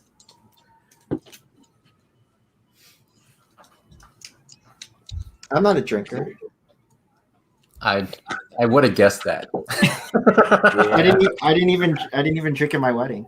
Yeah, I'm not. Why am I not surprised? There's no surprise there. He tucks his t-shirt in. It's the What, you don't tuck your shirt in? Not t-shirts. What? But you got Nick. You got to remember. I don't understand what you're saying.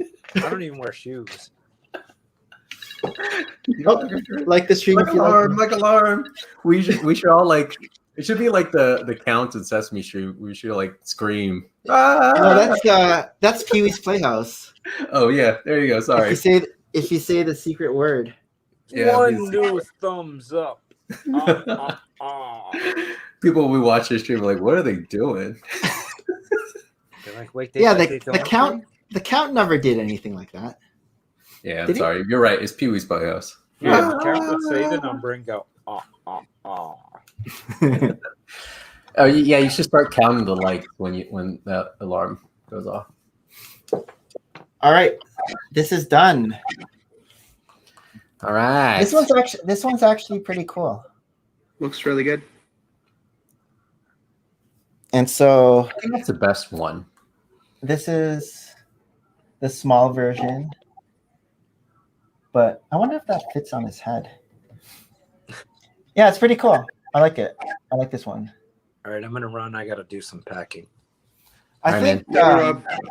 So yeah, Deuces. my favorite one is the TIE Fighter pilot. Oh yeah. I mean, I like it, but the only problem with all black brick, I can't see any details, right? Yeah, true. So, but I do like it. You're right. I mean, It's as far hard to as see. like the details that you can see, it's better. But this is second. Yeah, I would say first, and then this is second. I agree with you. Nick, did you do the Darth Vader helmet as well? I did. Did you enjoy that? That has the most number of pieces, right? I messed up on the sticker. So I wish it was a printed piece. Because You messed up. if you look, see how it's like the corner is bent. Throw it Little away. crease there. Get a new one. Yeah, Oh, right. New one. yeah. Throw it away. See, for something like these like busts, they should make like printed pieces because they're like display We should like our display faces. pieces. No, I'm like so these should be printed. I thought all the pieces in the helmets were printed. I didn't realize they had stickers. Yeah, this one had. This is the sticker sheet for the Scout Trooper. Oh, okay. Oh wow, that's a lot of stickers, man. These are all stickers. So, but Whoa. tomorrow I'm gonna build Batman. But today I'm just gonna continue building video. So this one is the Candy Mermaid. Nick, I think you'll never run out of sets to build because you keep replenishing your backlog. Yeah, I have. The other day I said I had 11 boxes. Now I have 13. 13 Lego Shop at Home boxes that I still have to open up. And this was after I opened 17 boxes on Victoria Day, which was. Wait, what is Lego Shop at Home? Is that a new store?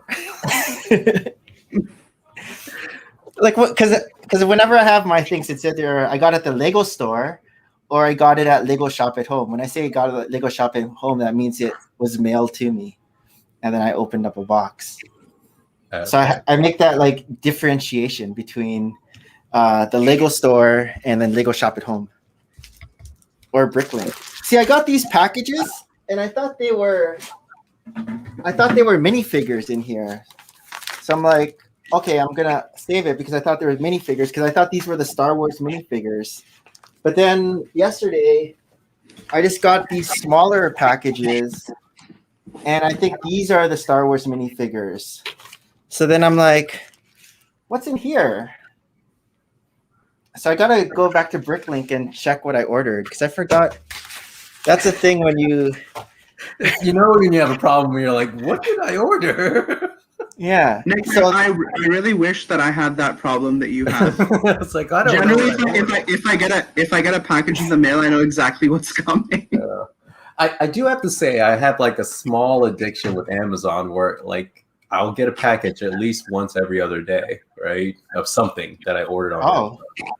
So see, I just got a package and it came like a box and it came with like 3 Amazon orders. So I was like, oh, okay.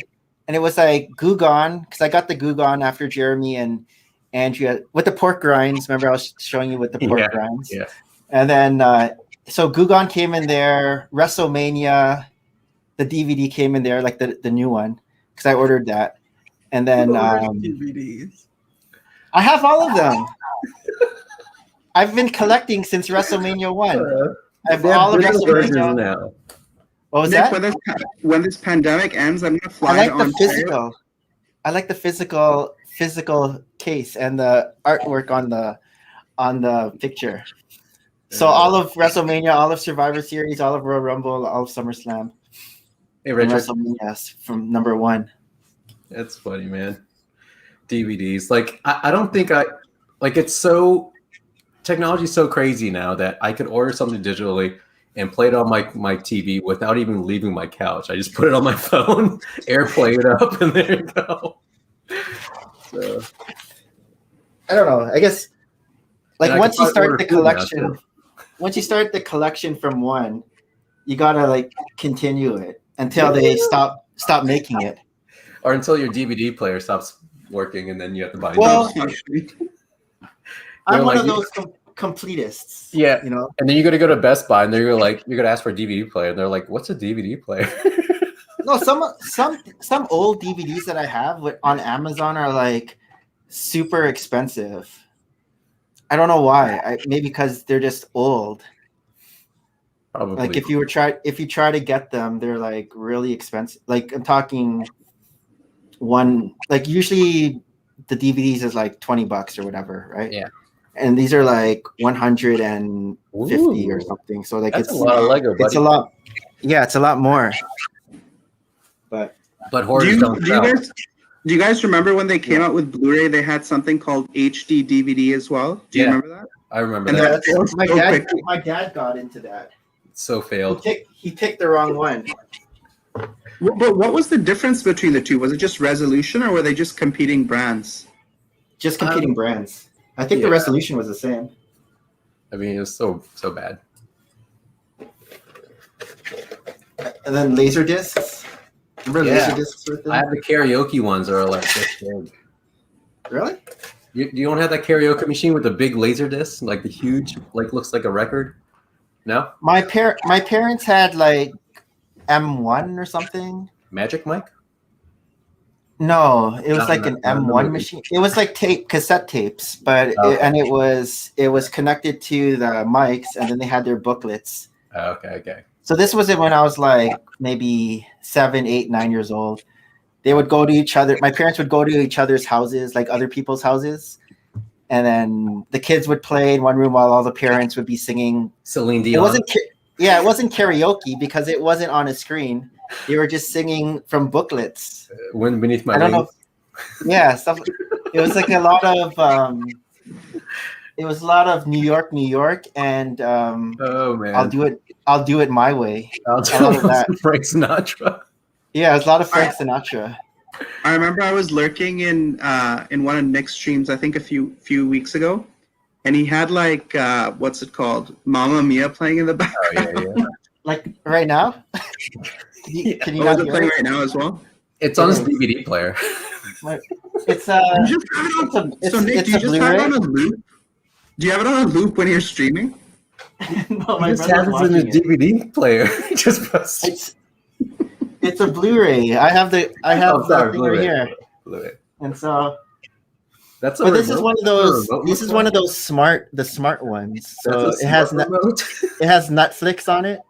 Yeah. So there's the Netflix button, and then you know what? Mason, my smart 11-year-old, always thought that the triangle was pause, and it was always thought the triangle was the pause button because I'm explaining. I'm like, triangle is play because it's going forward, because he says that on the screen it shows when you press it, the pause. I don't know. It was like backwards thinking because I know what you're talking about. yeah. So for the longest time he thought that was the pause button. Yeah, it was. I had to like convince him that no. Yeah. That's You probably that's had like play. a 20-minute conversation. You got to go Yeah. like, wait, what? Wait, what? What do you? Wait, you think that? Oh, it was one of those conversations. Fast forward is like double triangle. Yeah. So Rick says I had HD DVD on the Xbox, competing proprietary format. Sony versus Microsoft. Sony and Blu-ray won because PlayStation and Blu-ray built in. Xbox, you had the HD DVD separate. I didn't know Xbox was HD DVD. I knew Sony was Blu-ray. It's not the only reason, but Sony building the console with the Blu-ray built in was genius. Play and pause is routinely mapped to the same button anyways. Yeah, that's why, because when you press play and pause, Yeah. like on this one, it's on separate, but the TV upstairs. You guys press buttons. I just tell Alexa what to do. Look at you. You're all fancy. Irvin, you're living in the future. You mean now? We used to have, growing up, one of those clap lights. Oh my god. And it was like the dimmer would get brighter and brighter every time you clap. You go and then go. So you would have to like applause something for it to turn fully on. You'd be like, yeah, it's great. I don't know if that was like an 80s thing or an early 90s, but The those clapper? were. And it was also like a touch too. You can either clap or you can touch it, and it would like the dimmer would change. But Yeah. Funny. I know what you're talking about. Did you have that artwork that dripped like little wax coming down? You know what I'm talking about? Like on string?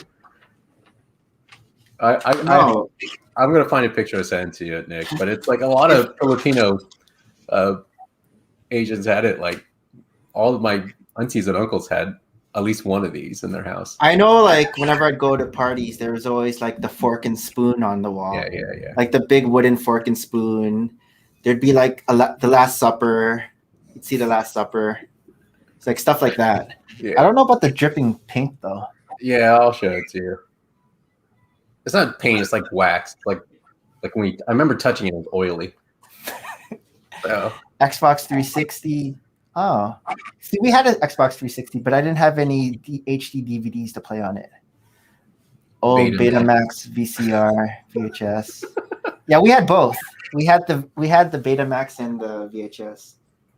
So I remember before Blockbuster, they were just like family-owned video stores, and the one in our strip plaza by our house was always like Betamaxes. Okay. And so that's why my dad just bought a Betamax. Were they like Be Kind Rewind? Well, we had those like like those rewinding boxes. Oh yeah, where you put it in, push it down, and it would just rewind. Yeah. Oh man, I love those. And cassette. Does Armand even know what we're talking about, or? Yeah, I mean, I remember growing up, like when I was young, we used to have something similar to Blockbuster in Canada, but it was called Rogers Video, where you just go in and you'd like rent physical DVDs, or they had games. Yeah. I mean, I still remember like when Titanic first came out, VHS was still a pretty big thing, and because Titanic was such a long movie, there were 2 VHSs, so it would like end at the intermission, and it would say insert VHS 2. Yeah. So, I mean, because that was actually kind of the fun thing about going to these movie stores, right? It was an experience and an activity in alone in itself, right? To go pick out the movie to watch that night. So. Exactly, and I remember on Friday nights, Irving, we'd have to call into reserve because that's when all the movies would come out. Oh yeah, can you hold on DVD? And there would be cards underneath the video. Exactly. So you just call on ahead and say, because that's what you would do on Friday night, right? You'd watch a movie together as a family. Well, you'd go into the video stores and they'd have like all of the same movie on like the wall, like all the new movies would all be there. But then you'd look underneath to see if there was like the case underneath there. Exactly. And sometimes if it was popular, then the case Nick would go in the back room where it was adult only. No, that's the forbidden section. I remember that's where I would get like my baseball cards. Huh? What? I'd get my the movie stores where I would also get my Marvel collector's cards and baseball cards and Pogs. They actually had a section in the, we called it movie time. In the dirty section? No. Yeah, that's where all the kids got their stuff. They also sold Lego there, I don't know. Weird way to market, but it worked. You could get your M-Tron over there. Oh man. Armand, did you guys have a Jumbo Video? Because I know that's Canadian. The two that we had close to where I live was Rogers Video and Blockbuster. I don't know about Jumbo Video. Because what Jumbo Video was known for was they always had like one of those popcorn machines in there, and so when you're looking around for your movie, you have your like bag of popcorn that you can be eating while you're going around. Oh, so you get free popcorn while looking for your movie? Yeah, you get free popcorn. So that was fun. Kind of a way to get them in the store, promote business. Yeah, but I'm pretty sure Jumbo Video was it was a franchise because there were a couple around, but I think it was Canadian. Like their logo was an elephant, Jumbo Video. But yeah, the free popcorn was cool because it was like in the popcorn makers, so it was like popcorn. So it kind of got you in the movie atmosphere before you took it home and watched it, I guess. Yeah, but as a kid, you just want to go in there just for the free popcorn. Popcorn. So our Skechers store over here has popcorn for free. It's so weird. Oh, that's weird. I mean, I get it. The whole smell attracts people, right? But yeah, you go into the store, you can grab a free bag of popcorn first before you start any shopping. Skechers in the US or I don't know if it's every Skechers store, but I know it's the one next to me. I mean, it's a pretty big store, but I always smell popcorn. We would just come in and grab popcorn for the kids and walk out. I'm waiting for the day, Irvin, when Skechers starts giving away Wagyu beef. That'll be fun. Or Kobe the popcorn. It's classic. We had Blockbuster in Toronto. Before they took over, though, we had a nice family-run store called Princess Video. Then 7-Eleven took over that spot. 7-Eleven. We used to call it Slevin. Slevin? Yeah, because that's where I get my gas. 7-Eleven. 7-Eleven. It's the closest one to my house. Yeah. Do you guys put on your mask when you pump gas? You mean outside? Yeah. No, not I do outside. now. I used to not before. Yeah, we're outside. Nick, did you get your second? Do you have your second vaccine yet, or yet to get it? 21st. I'm getting mine in half an Monday. hour. Oh, I'm getting mine on Monday. Nice. But it's like at night. It's like at 9:30 at night. And then you become Superman, and you can do whatever you want. Well, I know my brother got his second one, and he was like sick for like a couple days. But my parents didn't get sick after their second one. So, did you get sick after your second one? None of my family did, but I think one of my friends got but he's also had issues with flu vaccines too. So he's also kind of weak and brittle. Okay. Just kidding. He's less manly than most, so I could understand when that might happen. I think Maria said her arm was just sore for like a couple days, but she didn't get sick, right? No. She's tough like horse, you know. Yeah. Tough like bull. Tough like bull. I'll tell her you said that. No. She's like, what does that mean? I don't know. 7-Eleven became the closest rental for VHS tapes. By then, it was dead for me. We were full of backing up. I never knew 7-Eleven sold videos. If only Lego did that free poly bag for coming in. I know. I used to buy my comics from 7-Eleven. 7-Eleven? When I was a kid. Oh. Before I knew the barcode devalued your comic. But there was a barcode on the 7-Eleven. Like the 7-Eleven comics had a barcode? Yeah, so way back when, I know it's different now, but way back when, you could tell if they bought it from a comic store or from a gas station or a retail store. Like it had a barcode versus something else on it. So. Oh, it's weird. Yeah. But I put on a mask. I put on a mask getting out of the car to pump gas. Otherwise, I'd forget to put it on. No mask, no gas here. Yeah, see, I just started when I never noticed the sign that was put on a mask when you pump. So I started doing that. I thought it was only you had to put on a mask when you walk into the store. But then I never I just use the credit card. So I never go into the store. Well, Disney Now over here, I think I gave you guys an update a couple of weeks ago where you had to wear a mask in line, but you could not wear a mask outside. Now, I think you don't have to wear a mask anymore. So at all? Yeah. Okay, so that's the newest update. Yeah. We're not totally on lockdown anymore. Stores are open if they have a door to the outside. So our Lego stores are still closed because they're in a mall. But if we had a Disney Springs Lego store, then it would be open. I find that weird. What's that whole thing? Yeah. Is a ventilation? Is it what they're thinking? A door gets more ventilation? I don't know. Out when you see coronavirus, what is it I mean, or is not funneled in one door? I don't know. It's an interesting rule. If you think about it, they can't escape the virus if there's only. Would it be better if there's multiple exits to get out? But I mean, if I was a business that was really needing to open, I'd just make a door, right? No, but if you're in a mall and you have no back entrance door. Yeah. I guess does every store have a back entrance? No. To throw their garbage or whatever? Mm-mm. No.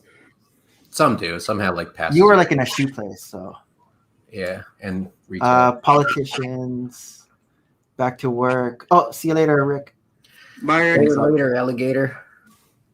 So Armand, are you you said you were an engineer, right? No, I'm actually I'm working as a youth empowerment worker right now. Okay. But I'm in school right now to become a counselor. So I'm doing I'm working and in school at the same time. Okay. So what's youth empowerment? What is that?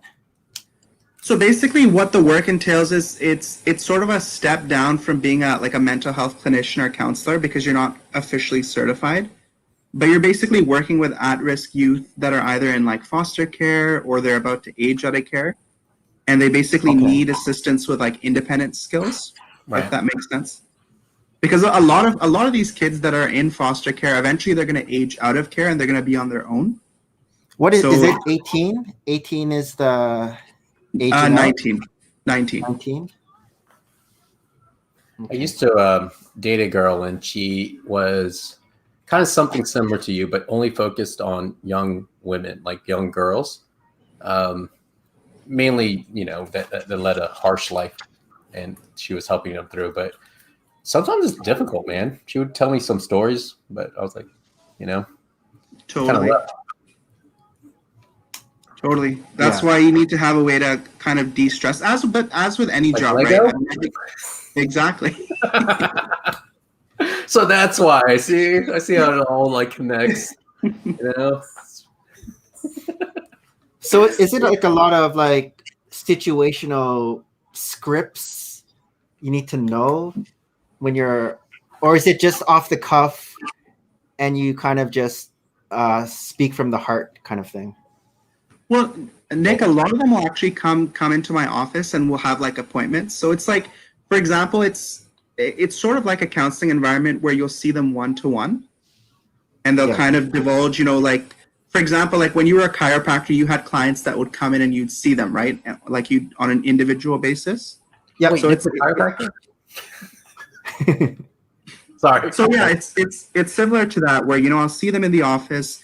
But some of the youth I'm working with are actually sort of in an indigenous community. So sometimes I have to go to that community as well to see them because it's sort of isolated. But yeah, it's good work. And then that's why I've decided to pursue a career sort of similar to that, right? Okay. It's not as cool as engineering like Irvin was alluding to, or being a chiropractor, but trying to, I was, what's funny about your name, Nick, is that I first thought it looked like your name was like Brick Adjuster. I was like, does that mean he makes a lot of mistakes when he builds and he has to change? Makes a lot of adjustments here. I was like, you can't follow the instructions. Oh man. Yeah. Well, more power to you, Roman. I mean, it's a lot of people can't do what you do, so. I tried. I have a minor in psychology, but I tried like just seeing if I would like it and did some stuff on the side, and I couldn't do it. So it wasn't me. So would you eventually maybe work with adults in the future? I would, because when you go into counseling, you can sort of specialize and choose who the population you want to work with. So I was thinking of actually working with adults. Initially, you want to keep your options open because when you first start any career, you don't really know what you're going to like and what you're not going to like.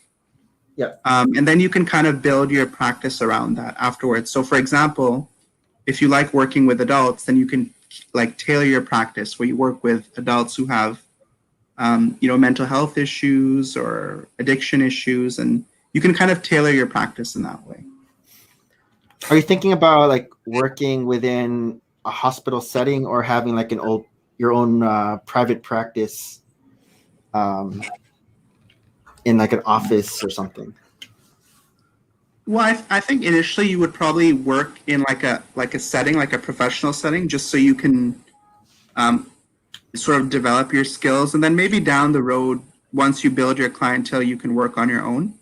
But I don't know if you can do that right away. I don't know if that's feasible because you don't have you don't have your own clients, right? Is that one of your goals eventually? I would like to partnering up with someone or something, or having like a multidisciplinary practice with a bunch of different health professionals. Yeah, I mean, I would love to do something like that, but again, right now, Nick, I'm just taking it one day at a time. And just Dad? No, I'm just looking into the future. Just but I know, Nick. That is something that I've thought about for sure. I should have gone into becoming a chiropractor, though. It's more lucrative. Yeah, you can start doing YouTube videos, dude. I watch those like all day long. You know what? I wish Irvin, I had seen those YouTube videos before I entered into this counseling program. I would have switched gears, man. Because then you can start cracking people's backs, especially people that wear yoga pants and cheerleaders. They're all like models, Instagram models. Yeah, oh my gosh, man, so crazy. I was like, what the? Why can't I stop watching? So, Nick, just out of curiosity, how many of the clients you saw on a daily basis were Instagram models? None. I would have. This is Nick's answer. I would have had a YouTube channel if they were. That would have been my first. No, I had a lot of athletes. A lot of runners would come in. Majority, a lot of runners, because I was a runner, and then so I was in the whole running community. Whenever people would have injuries, then they would come in and get fixed up.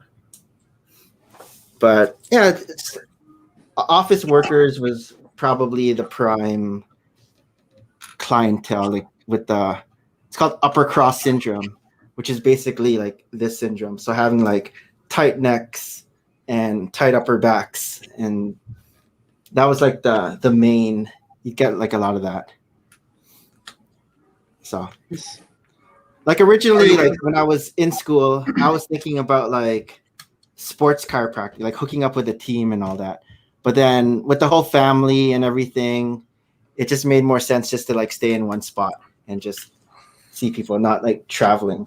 Because when I was in undergrad, I did a placement with the Raptors chiropractor and the Toronto Raptors, and just like you said you saw a lot of the bench guys, right?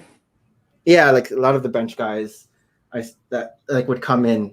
Like it was his office was on Front Street, like near the Sky Dome. Cool. But I just that's what it kind of interested me. Just kind of shadowing him and seeing what he was doing. But then after I graduated and I already had Tristan was already like 2. Well, what's one? Like alarm. Like alarm. All right, guys, I'm gonna head out, but have a good one, okay? All right, Aman. Have a good one. See you later.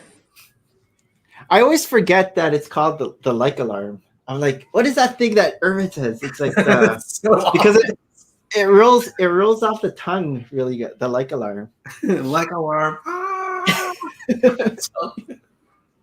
People will be wondering why you're screaming. You're like, why is he screaming? And then that segue in. You're like, oh, because if you haven't because technically the like alarm will go off 6 times during the stream. Wow. During the 3-hour stream. Yeah, I was looking at my old because my old stream was called Hangout with BA, because they always used to call me BA, Brick Adjuster. That was what people used to call me, BA. So it was Hangout with BA. We got up to stream number 94 before I kind of stopped.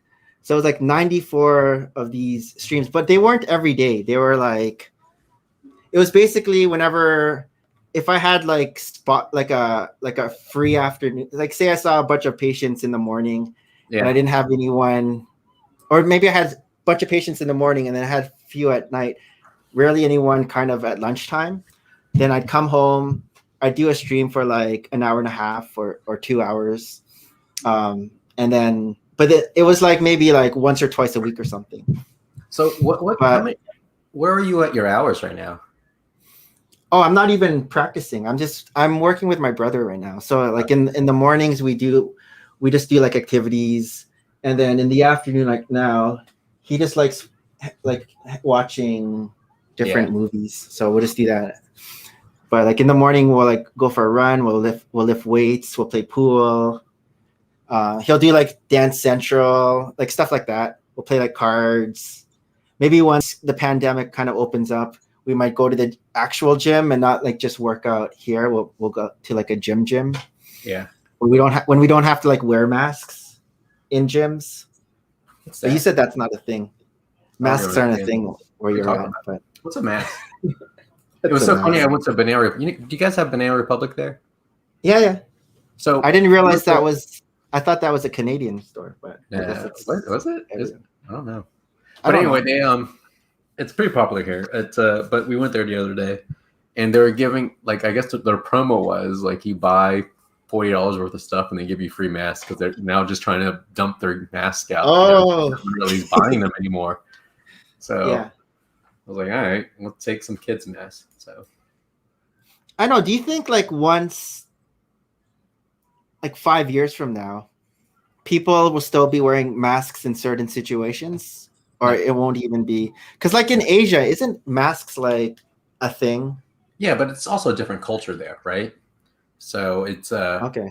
I think the thinking's different versus here in America. We have different culture here too, but it's I don't know. I think it'll be different. Again, like I know this is such a long time ago, but when Spanish flu was out, they were wearing masks, and masks came back in, and it slowly dissipated after a couple, the mask wearing after a while. My dad said he'll still wear a mask, but is he? I don't know. We'll see. I don't think. I think, just judging by how Disney Springs is when I walked it the other day, like 3 days ago, no one's going to wear masks anymore, man. I mean, yeah. So I was trying to explain Dropbox to my dad because you mentioned it. Because he was trying to send a file to my mom's sister, but it was too big. So I was like, you can, because he was asking me if there was a way to compress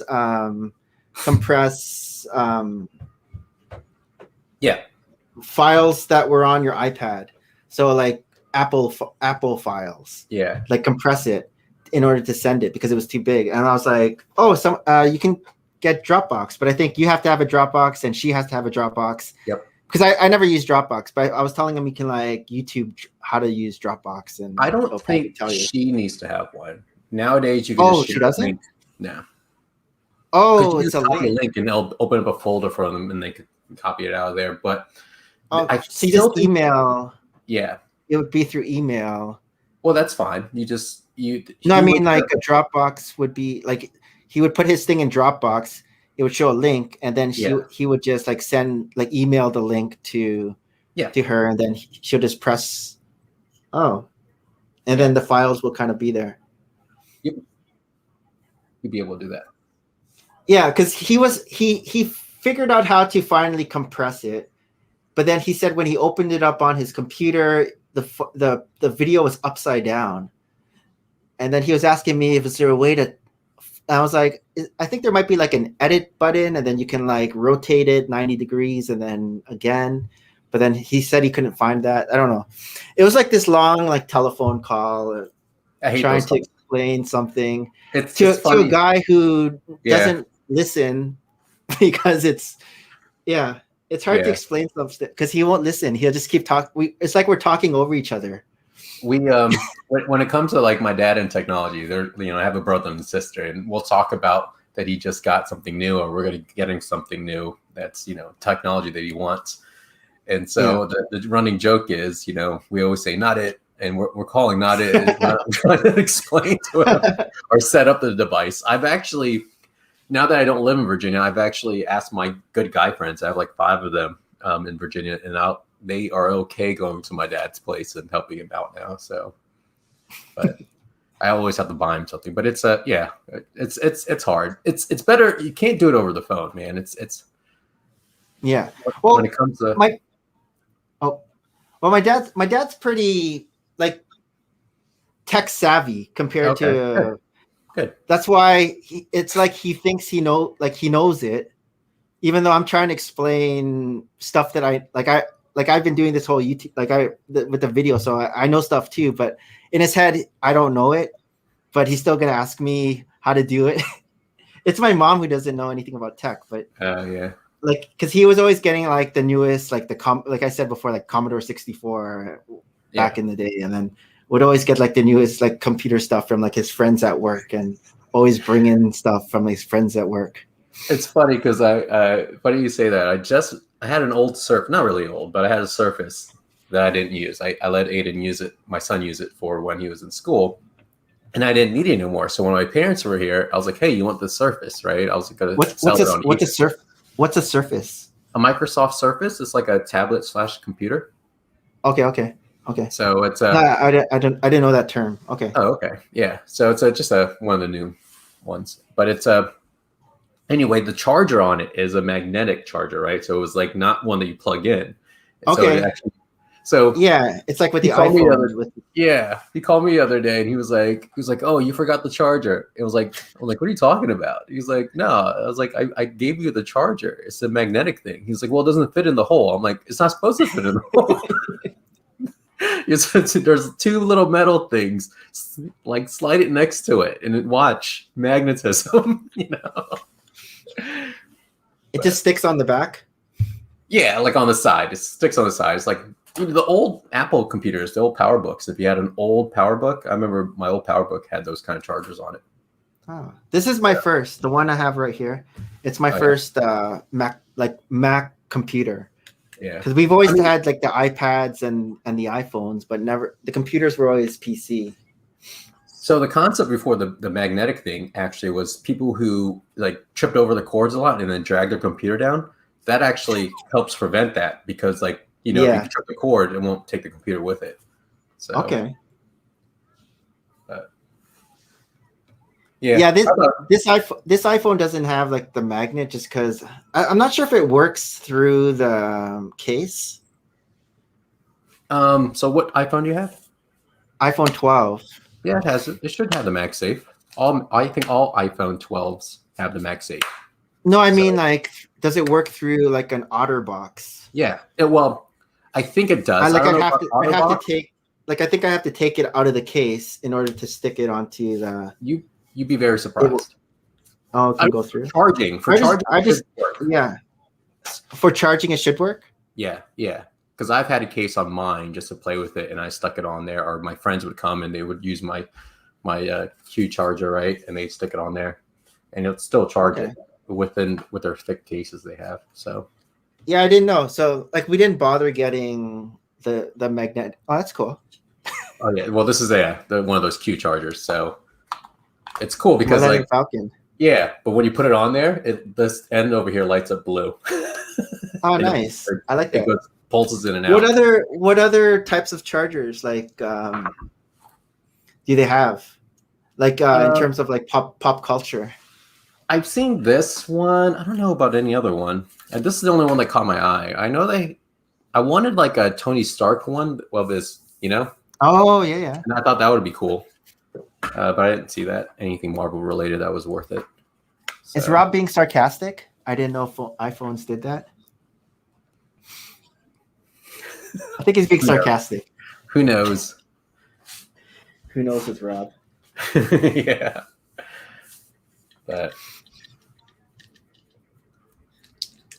But yeah, Loki's pretty good. Like if cool. Have you watched the other? You've watched the other ones though, right? WandaVision and Falcon and Winter Soldier. I mean, I still haven't seen WandaVision. I watched, and I know it's good, but I just haven't seen it. I saw Winter Soldier, didn't like it. I mean, it was okay. You liked it or you didn't like it? I thought it was okay. Yeah, it wasn't that great. Falcon and Winter Soldier, like for me, like I'd probably give Falcon and Winter Soldier a 7, WandaVision an 8, and right now Loki a 9. So they're all like kind of high, but I guess that's kind of where I'm at for those.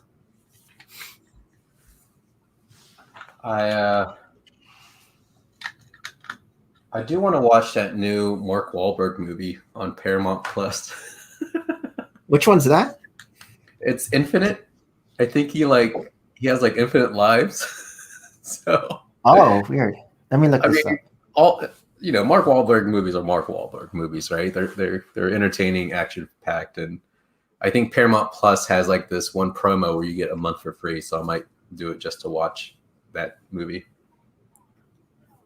All right, let me share a screen for our friends at home. Friends at home. Lego at home? It's Lego Shop at Home. It's Lego Shop at Home. I don't get it. Oh, who's this guy? Yeah, Infinite. So yeah, he Oh, is this Oh, okay. Doctor Strange. This movie, 12 Years a Slave. He's in Doctor Strange? Yeah, he's the other magician. He's actually going to be in the next Doctor Strange, I think. He turns into a bad guy. He used to be a good guy. Where's his... Oh, Doctor Strange. Mordo. Yeah, so he's going to be in Multiverse of Madness. Yeah. I think he turns bad. That was the last cut scene at the end of Doctor Strange. He's like... Oh, it didn't get a lot. It only got 5.3. Oh. Not surprised. I mean, but I'm still going to watch it. It's like most people gave it a 6. Some people gave it a 10. It's a Mark Wahlberg movie. It's kind of all over the place. Yeah, I like Mark Wahlberg movies. Yeah. I like him and Jason Statham. I like his movies too. They're like action-packed movies you don't have to pay close attention to, you know? I don't like Mark Wahlberg movies where he like plays he tries to be like, actually some of them are funny though. I was gonna say like it's not the action Mark Wahlberg, it's like the family man. But then there was one that I remember it was kind of funny. I can't remember what it was though. But yeah, he'll play like his action Mark Wahlberg, but then he'll like gain he disappeared. He'll like gain a bunch of weight and then become like the other type of Mark Wahlberg. Not sure whenever it disappeared. All right, let me continue with my what's. Okay, favorite Lego theme that you don't collect. Oh, he's back. I was gonna go into my what's. But you're Sorry back. about that. Yeah, I was gonna say I can't remember that Mark Wahlberg. I guess I'd have to go to IMDb. One of my favorite Mark Wahlberg movies is The Big Hit. You know what that one is? I do know that one. I haven't seen it. I saw it a while ago. It's an old Probably oldie but goodie.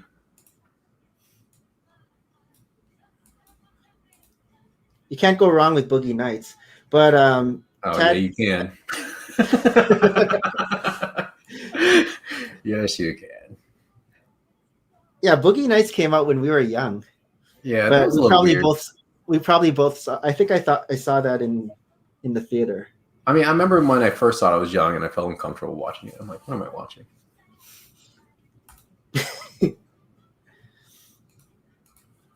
Yeah, it's yeah, I'm just looking at. I'm trying to remember. There was like one where he was like working at like a zoo. Oh yeah, I know what you're talking about. Which was like. But he came out with Ted. Come on.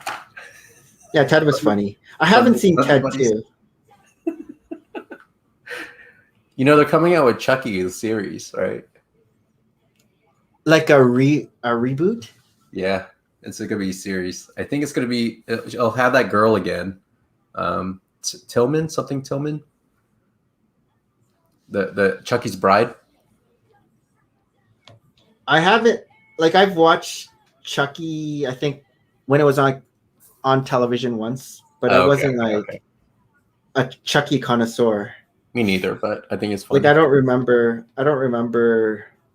Oh, I see here. 2021 Chucky. After a vintage Chucky doll turns up at it seems like it's a reboot. Oh, are you talking about Tiffany and Chucky? Yeah, so it'll be interesting. I mean, I'm probably not gonna watch it, but it'll be 2019. When was the first Chucky? What is this? The first Chucky? 19. I'm gonna guess 1987. Let's see I see 1998, 1988. Oh. Child's Play.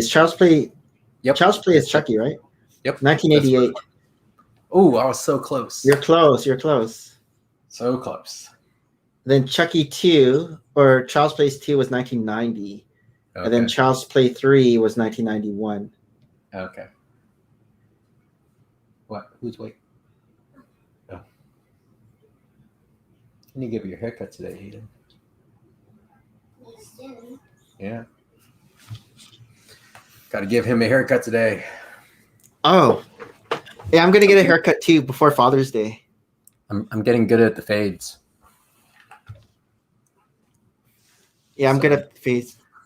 I was trying to look on YouTube today to how to cut bangs because I usually don't do the bangs. Usually Maria does the bangs because she always does she holds it and then kind of cuts it like at an angle kind of thing. Yeah. Because I usually do like the sides and everything. I'm good at that. But like cutting with the scissors, I'm not great yet. So I was like looking on YouTube because they were showing like how to cut. They're doing all these like techniques, like the swirl technique, and then like combing it forward and doing all this like. Yeah. I just started cutting his hair. I used to cut like my friend's hair, but I was really bad at it. And then my dad would always have to try to fix it after I tried cutting my friend's hair. But like what kind of hair? Well, like long hair or like just short buzz hair. cut? Yeah, right. Not really. Yeah, buzz cutting, but it was just trimming up. But like buzz cutting the sides. Yeah, and then kind of fading into the top. Yeah. So, but ever since COVID, I got really good at practicing on Aiden's hair. So. How about your hair? Do you have someone cut your hair? Yeah, I go to a barber. So, okay. Always during COVID? During COVID, yeah, because you could still. Again, we're very laxed here, so we just wore a mask and they were still open. I mean, they're very limited. Like I was probably during the peak of COVID, I was like, they only allow like 3 or 4 people in there. So yeah, since we started cutting our old hair, I think we're saving a lot of money. Oh yeah. Because basically, I was getting a haircut every month, and it was like $20 plus I'd like tip $5, so it's like $25. Yeah. Every month. Whereas like I guess like women, their haircuts are more expensive, but they don't have to get it as often. Yeah. And then the boys usually it was cheaper because we just went to like the cheap place. But now it's like I'll just cut it myself, so it's saving a lot of money. Everybody's a barber now because of COVID. Yeah, I know. Everyone in there. Edward Scissorhands. That's how you should build. Yeah.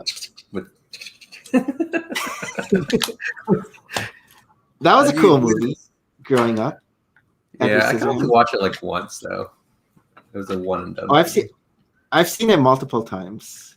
Yeah, Tim Burton movies are very interesting. So I can only. Yeah, I'm not really into like. I mean, I like him. I like the the way he thinks, but I can only watch it once. Yeah, besides Edward Scissorhands, I don't know if I guess Sweeney Todd. He did the other one, Nightmare Before. Did he do Nightmare Before Christmas? Yeah, that Sweeney Todd. He did. I have Sweeney Todd, but I've only watched it like a couple. Charlie and the Chocolate Factory, the new one. Oh yeah. Anything with Johnny Depp except for Pirates of the Caribbean, he probably had his hands in it. Johnny Depp and his wife. Johnny Depp. Kellen Bunn Carter. Yeah, the girl that played the bad girl, Bellatrix. Bellatrix Lestrange, Maria's favorite minifigure. Hey, Miss Bricks of Fun. Hey, howdy. Howdy. You talk about playing pool. Hall Junkies was a great pool movie. I haven't watched that. Hall Junkies. Have you seen that one? No, and I'm a pool guy, so I don't. Might have to look at it. I'm trying to think of pool movies. I don't know if there's. I didn't even think they had billiards movies. So there's got to be some pool movies. Like the only kind of pool scene I remember is from the Fresh Prince of Bel-Air when When he's getting hustled. he's like, I think Uncle Phil's like eating a sandwich, and then he uses one hand and he like hits it. Yeah. Uncle Phil. Do you remember that one? Yeah, I remember. Yeah. And then there was another one. Was it Rumble in the Bronx that they had a pool scene when they're fighting? I've seen that movie. I don't remember. Yeah, but I don't know. Yeah, I've seen like a lot of fights near pool tables where they use the cue and they break the cue and then they like use like as nunchucks or something. But like a lot of like pool. Do you ever watch those pool competitions? Yeah, Like Boosie De La Mata. snooker? Yeah. Effet Reyes, man. Come on. You know Effet Reyes? There you go. That's a There's another Filipino. If you want to call pool a sport, you know. I would say pool is a sport. Like, what's the definition of a sport? Like, you don't have to sweat, do you? It's like would you call archery a sport? If ESPN will air it, Yeah, if right? it's on well, the ESPN like has spelling bees, don't they? But would you call a spelling bee a sport? It's competitive, right? I think that's where a sport is, right? Something is competitive in a tournament fashion. Yeah, I don't know what the dictionary Webster's dictionary definition of sport is. I don't think you need sweat. I mean, golf, you don't. Well, if it's hot, then you'll sweat in golf. when you're hunting Car racing, dogs, like when you're going hunting, they call that a sport, don't they? so I guess Not anything dog. like that's like a competition or game Yeah, that's what I'm guessing. would be a sport. Like So, if there's yeah, a winner, Lego if there's building competition would be a sport, right? if there's a winner and a loser, that'd be considered a sport. Cornhole sport, right? Cornhole, yeah. Yeah, But then what differentiates a sport and a game, or is that the same thing? I think it's the same thing. Yeah, it's just like a synonym.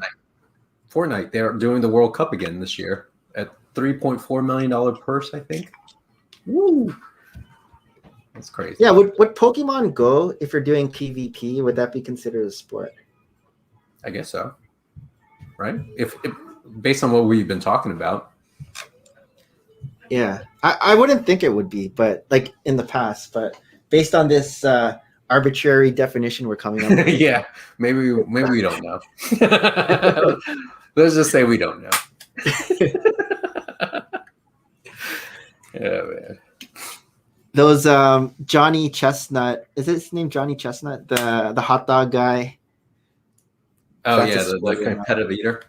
So Yeah, we had this this restaurant where if you can finish, it was like I can't remember what the size of this burger was, but it was this super huge burger plus their poutine. It was free, and then yeah. So I tried it. I didn't finish it. Oh. You had 1 hour. I was close, but I couldn't do it. But yeah, it was huge. Failure. Because I know at Philly Brickfest, there's this thing where if you finish their super huge burger, you get your Polaroid picture on the wall. Okay. And so a bunch of us went, and yeah, we all got, it was easy. Like we all got our thing on. Yeah, but this other place was crazy. Yeah. Speaking of Canada, I sent my I finally sent Corey his prize yesterday. Oh, what was it again? What did I find it was the TIE Fighter. Yes. So, but it's I've been bombarded with other things, and I finally was like, I looked at it I was like, I gotta send this. So I finally sent it. Did he get it? I sent it yesterday, and I sent it priority, so he should get it by the weekend. Okay. So, do you guys have FedEx? Yeah, I think it started. Or is that a Canadian? Is that a No, I Canadian think thing? FedEx has started in the States. Oh, that's okay. I wasn't sure. because Maria's mom gets like FedEx, like it's like a FedEx. She used to work at FedEx, so I didn't realize like if something sent FedEx, they get it like the next day. I was like, oh, sometimes that's crazy. it all depends Yeah. on how much you pay, right? So, Yeah. So, because usually, like, if you send something to the States, it takes a while. But I guess FedEx, not so much with FedEx. You guys sleepy? Can you hear that? A little bit.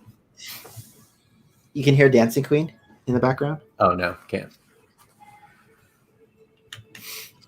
Oh, I didn't film it up and down. Oh, start over. And I think I can still, because this is a short that I'm doing. Hey, Jesse's Brick. How's it going? Hey, Jesse's Brick Galaxy. Have you seen his Daily Bugle, I guess, mock conversion? Oh yeah, I So think he had like a huge Daily Bugle, but what he did was he kind of merged it with the Daily Bugle that came out. Okay. So like you know how the new Daily Bugle has the sign Daily Bugle, Yeah. so he stuck that on his, like his Daily Bugle's bigger than the actual one that came out, and he has this whole like Spider-Verse section going on. So it's pretty cool. Yeah, I'll check it out. Check looks it out. good. All right, so it kind of works because I was filming it in the middle. Okay. Because you know how like shorts have to be up and down. Oh yeah, you're Yeah. the shorts king. You know that. So like with my stop motion thing, you can kind of see it's horizontal. But with the program that I have, you can have a filter that films it up and down, kind of, even though it's horizontal. And I forgot to put the filter on, but Well, I put the filter on right now. And luckily, it's all in the center. So it works. good. Emergency averted. Yeah. So I found this app that can make like stickers for thumbnails. So I've been playing around with putting stickers on thumbnails. Like stickers of me or of Maria. Yeah. What program you use? Bazart. Have you heard of Bazart? No. Like alarm. Like the stream if you like me. You guys go stream? It's like they're helping. Yeah, They're so that's a new thing I started playing around with. With stickers? Well, they look like stickers. They're basically like, Yeah, I know what you're talking about. you could take a picture of yourself. Take the background And then, out. yeah, you press the button, it takes the background out, and then you put a border around yourself, and then you can make like a sticker. Did So I never knew how to do that. Sorry? Did you have to pay for it? Yeah, it's like $7.99 or something like that. Oh, okay. But I didn't bother redoing thumbnails. But all the thumbnails I have, because I have a whole bunch of videos batched for the future up until September now, and so I just like stuck stickers on a bunch of them that were already done. Okay. So just tried that. Yeah, they're fun. The website I use, you could do that too.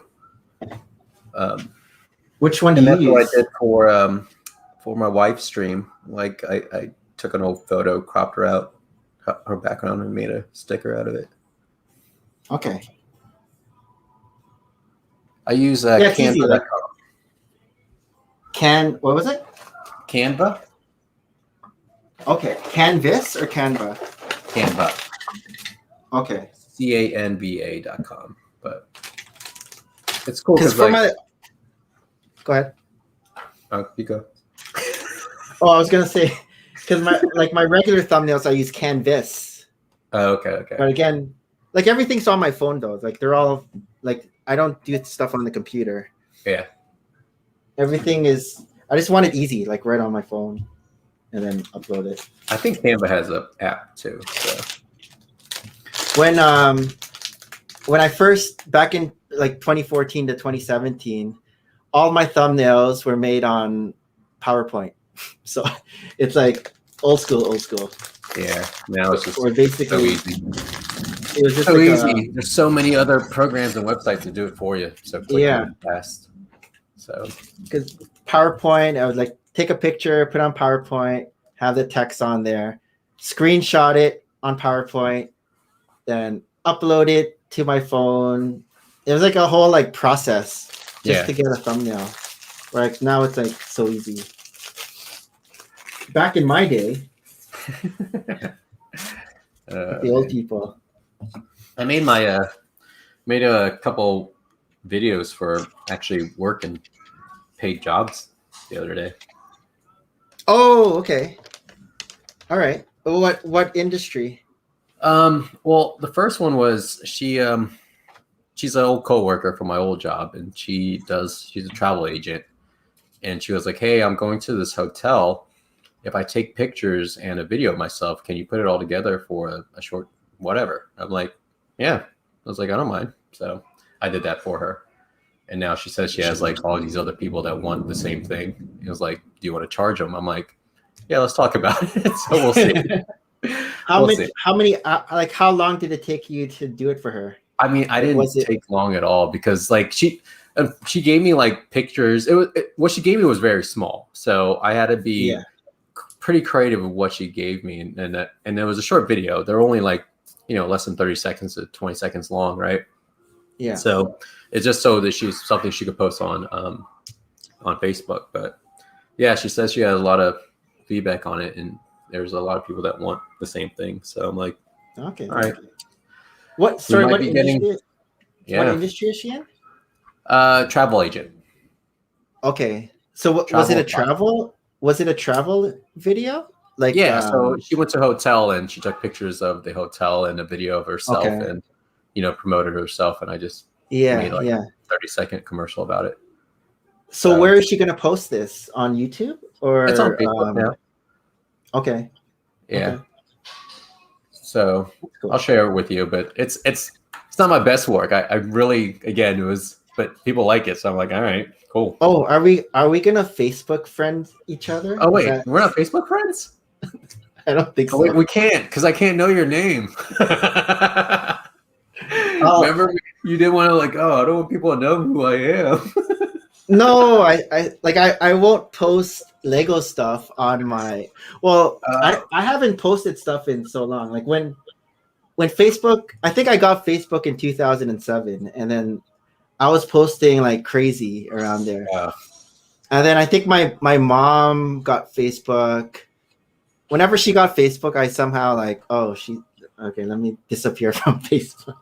And then they're like, "How come you don't like my photo?" I'm like, I'm not on Facebook anymore. But Maria's still on Facebook. Maria always posts on Facebook, and she always tags me. So if you go to my wall, it's like current pictures because I'm tagged from Maria. Okay. Yeah. It's like she'll always tag me when she has like pictures of the boys or whatever. I probably before and I still don't post like personal stuff on Facebook. I think I only post one picture a year was my going rate. So but I'm on Facebook every day, right? But because I'm lurking and okay, you're one of those. Right? Yeah, I'm a Facebook stalker. I'm like, what are they doing now? I'm like, look. Yeah. But then I did one for work today because one of my job things is they want me to start social media stuff for them. So I was like, oh, I can do that. So all right. And then I made this video of FF&E and something to our industry, and I posted that today. So nice. Yeah. Yeah, like for like my clinic before, I had a Facebook page too, and then I'd like post like event pictures whenever we'd have like events and stuff like that. Yeah. And then I think I had like Hootsuite for a while. Do you remember Hootsuite? It was like a program that you'd put your post on. You can even schedule it out. So you can schedule out like a month's worth of posts on Hootsuite.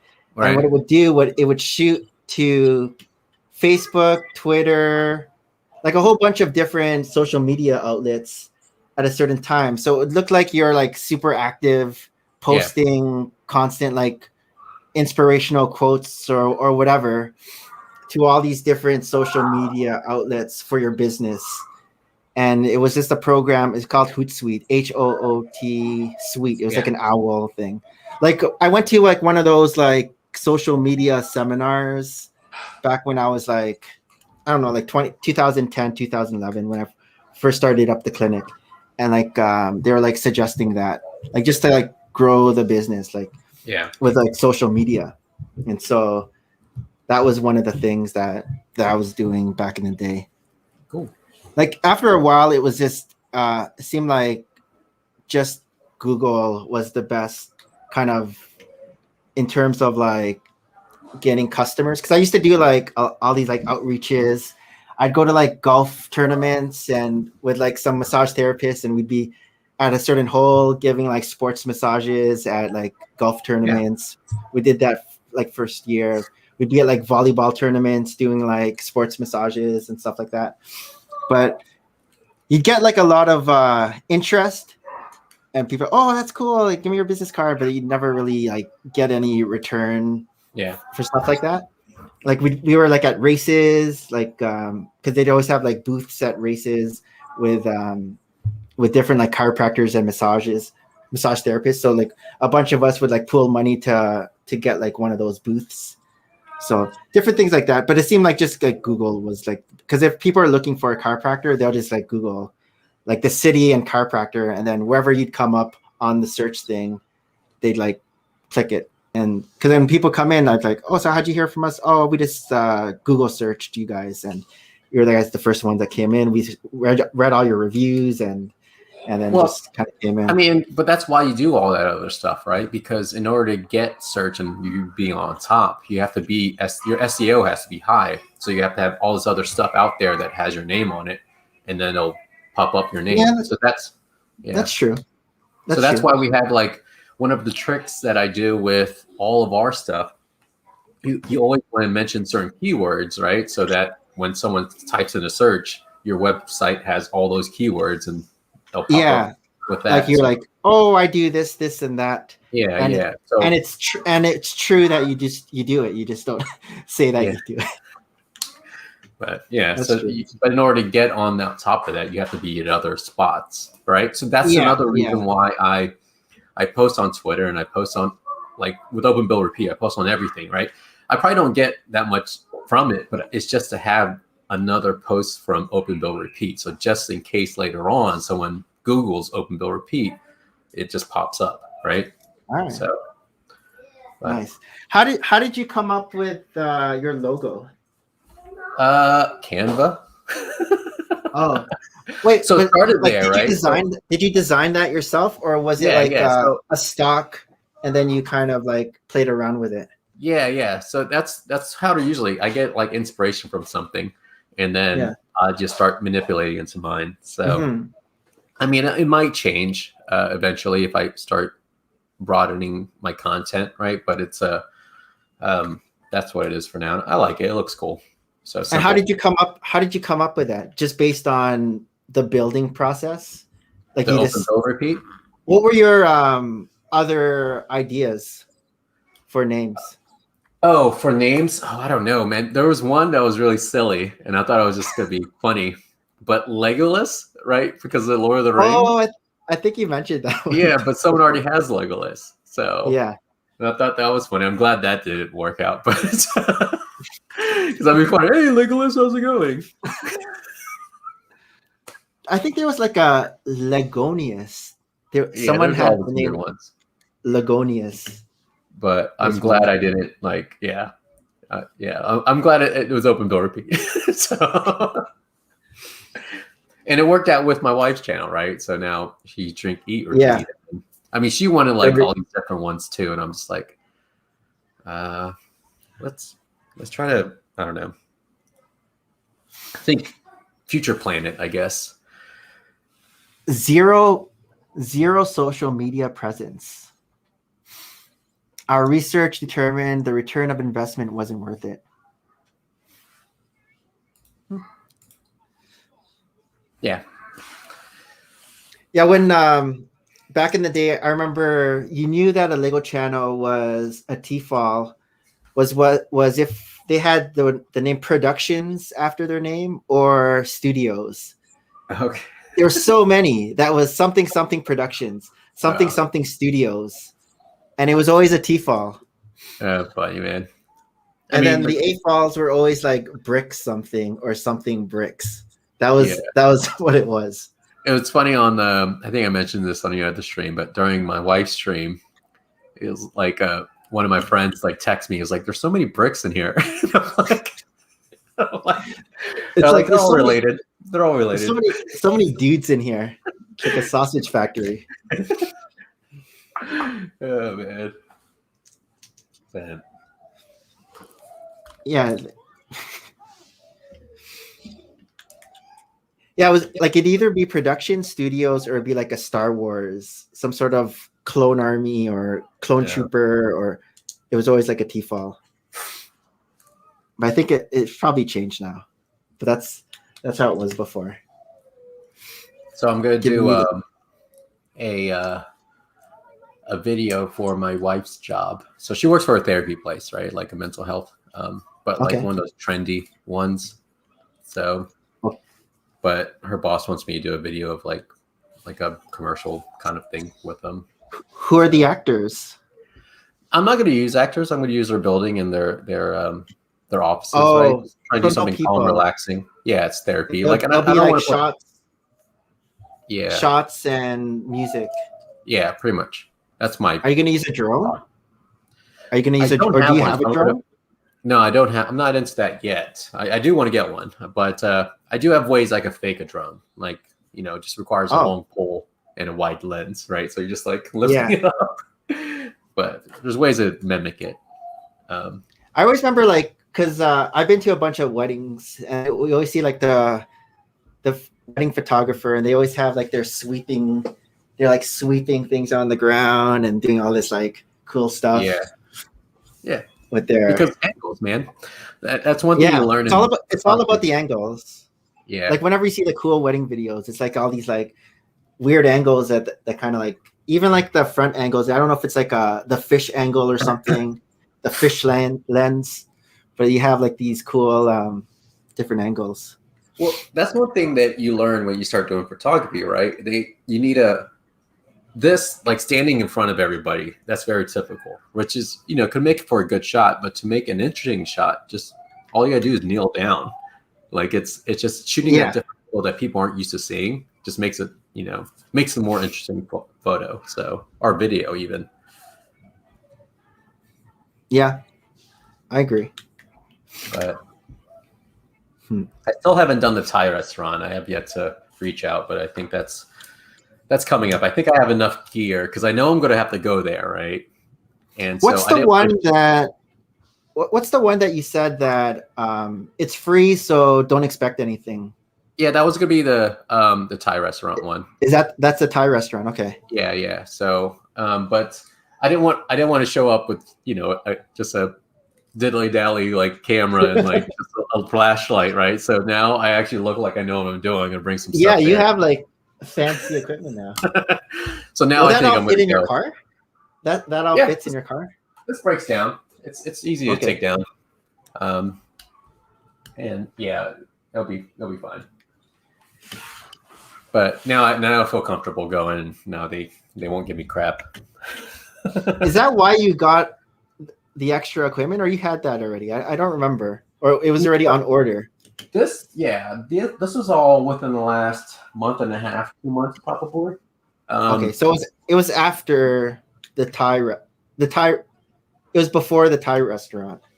Yeah, I think it all started before that. But I've always wanted like better lighting and better equipment. I just wanted to make sure that I was really into this stuff, before. Yeah, you're in both feet. Yeah. You didn't want to like buy a whole bunch of stuff and like, let me get into like something a else. treadmill or a Yeah, I was gonna say that. It's like people who want to get a treadmill or like the workout bench that's now like the kids' bench when they watch me do things. Yeah. That's what I always tell people, like, because they're like, "Oh, should I get a exercise machine or a workout bench?" I'm like, oftentimes you'll use it for like the first 2 weeks or whatever, and then something happens, and then you don't use it for a while, and you're never going to use it again. It's just and then it's going to dry your clothes. You put your clothes there to dry. Yeah. I mean, my wife uses the rowing machine enough that I bought a cheap one at first, and then I bought a nice one after she used it a while. So okay, is it the one with like the big spin wheel in front? No, it's not. It's a magnetic one, so it runs on magnet resistance. So no, because we want it to be quiet, right? So yeah. The water one is good. You get better resistance, but it's like makes that. yeah. Sounds like tornado inside the bedroom. They had one of those like at the gym. You guys have Lifetime in Florida? The channel? No, the gym. Because I know there's a bunch in the US. Lifetime. Yeah, we have those. Yeah, we used to be part of Lifetime before. Well, we're all part of Lifetime because it was good for the kids because it was like free programs for the kids. Yeah. But then when Tristan aged out, I think you age out at 12. Then I left with him, and we both went to like a different gym that was like cheaper. Okay. But Maria stayed at Lifetime with the other kids because I guess in the summer too they have like that outdoor pool with the water slide. I guess all the Lifetimes have that. But she was saying like she might not go back once the pandemic ends, because I guess Mason's almost 12 by next year, and so either like just find another gym, like a cheaper gym, or I don't know. I used to be LA Fitness. That's where I saw all the wrestlers. Okay. We have that here too. My wife wants to get one, and I'm like trying to convince her not because I'm like, look, I'd rather buy you multiple machines than you have a gym, right? Because I think we're still going to get the amount of money we're going to spend on the membership. Probably will pay for this machine in a while, and at least it's not too much though, is it? I thought LA Fitness wasn't too bad. I think LA Fitness. I ended up paying like $50 or $60 a month or something like that. I don't know. I mean, it was still that seems more. Yeah, I mean that was 50 times. You're paying $600 a year. Yeah, you got to average it out to like maybe $1 a visit if you go every day or something like that. Yeah, so I mean, for $1,200, I get a really nice whatever machine she wants, right? So, yeah, I mean that's how I don't know. So, like in high school and university, I was always at the YMCA. Like that was always okay. The student price at the YMCA. Then you go play some pickup basketball with like the locals. So we go into people's neighborhoods. We used to try to play the roughest dudes, and that's how we got better at basketball. We just play the people that will. That's like in New York. That's like in New York. You go to the different boroughs. It's so fun. But this is what, Virginia? The different boroughs of Virginia. We were in Richmond, when I was in school. But we used to go into ghetto places. But you never roll up by yourself, of course. But you just roll up with a bunch of guys. But is this like the chain link meshes? The basketball nets with the chain nets? Sometimes I didn't really like them. They messed up your ball, eventually. Yeah. So, and I don't like using that street ball, right? It was too rubbery. It didn't feel right. Yeah. So.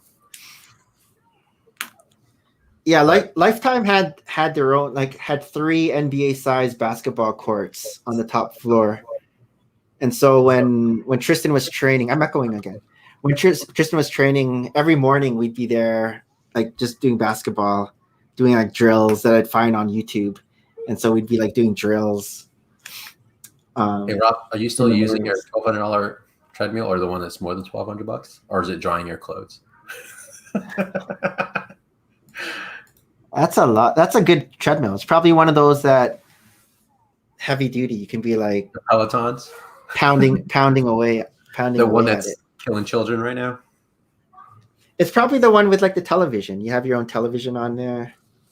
Yeah, that's the Peloton one that had a big old lawsuit. Oh, is that? Yeah. Yeah, so Peloton has the bike that's very popular, right, for cycling. But they had a treadmill that was toppling over and injuring kids, and people were getting sucked in. Yeah, it was, and yeah, so people were getting sucked in. Yeah, because I guess it went high, right? So it did that whole elevation thing. Like when you increase the incline. Yeah, but people would get brought underneath it because it was so like light, I guess, that people would get sucked in the bottom. Oh, jeez. Yeah. No TV. I remember when we went on a cruise, I was at the gym on the treadmill, and you have to really pay attention when you're on a cruise ship and you're on a treadmill because of like how it waves. Like all of a sudden you're like going to the side a little bit because I'm watching like the television because there's like the sports channel on. I'm watching it, and even when you're lifting weights too on a cruise, you're like doing like a bench press, and all of a sudden it goes to the side. Yeah. You're right, Armand. Ellipticals are easier on the knees, but man, you got to do that for a while to get something out of it. Yeah.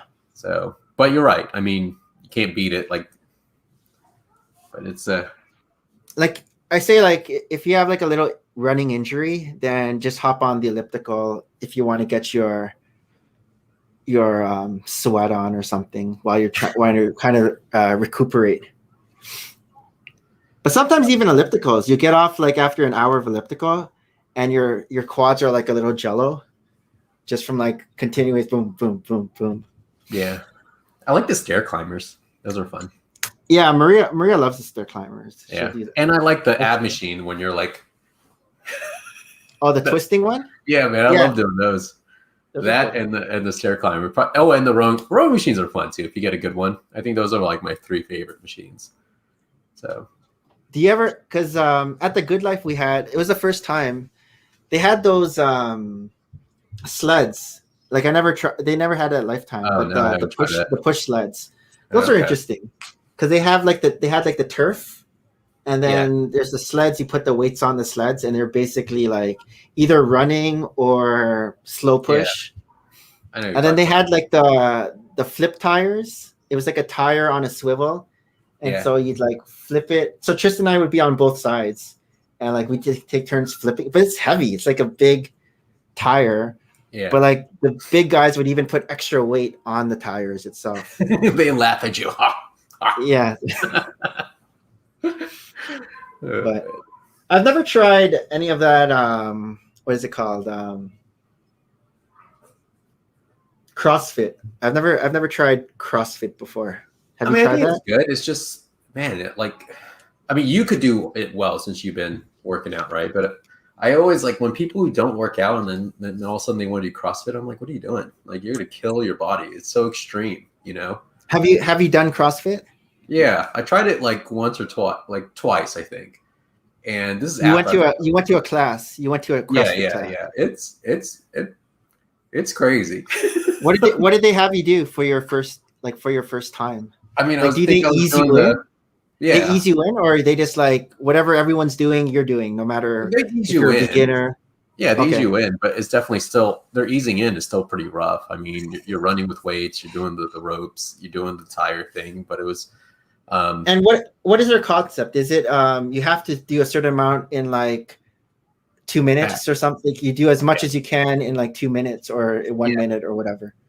Yeah, so they do the intervals. So it's like the high intensity, whatever, the hit workouts. Yeah, it's that concept.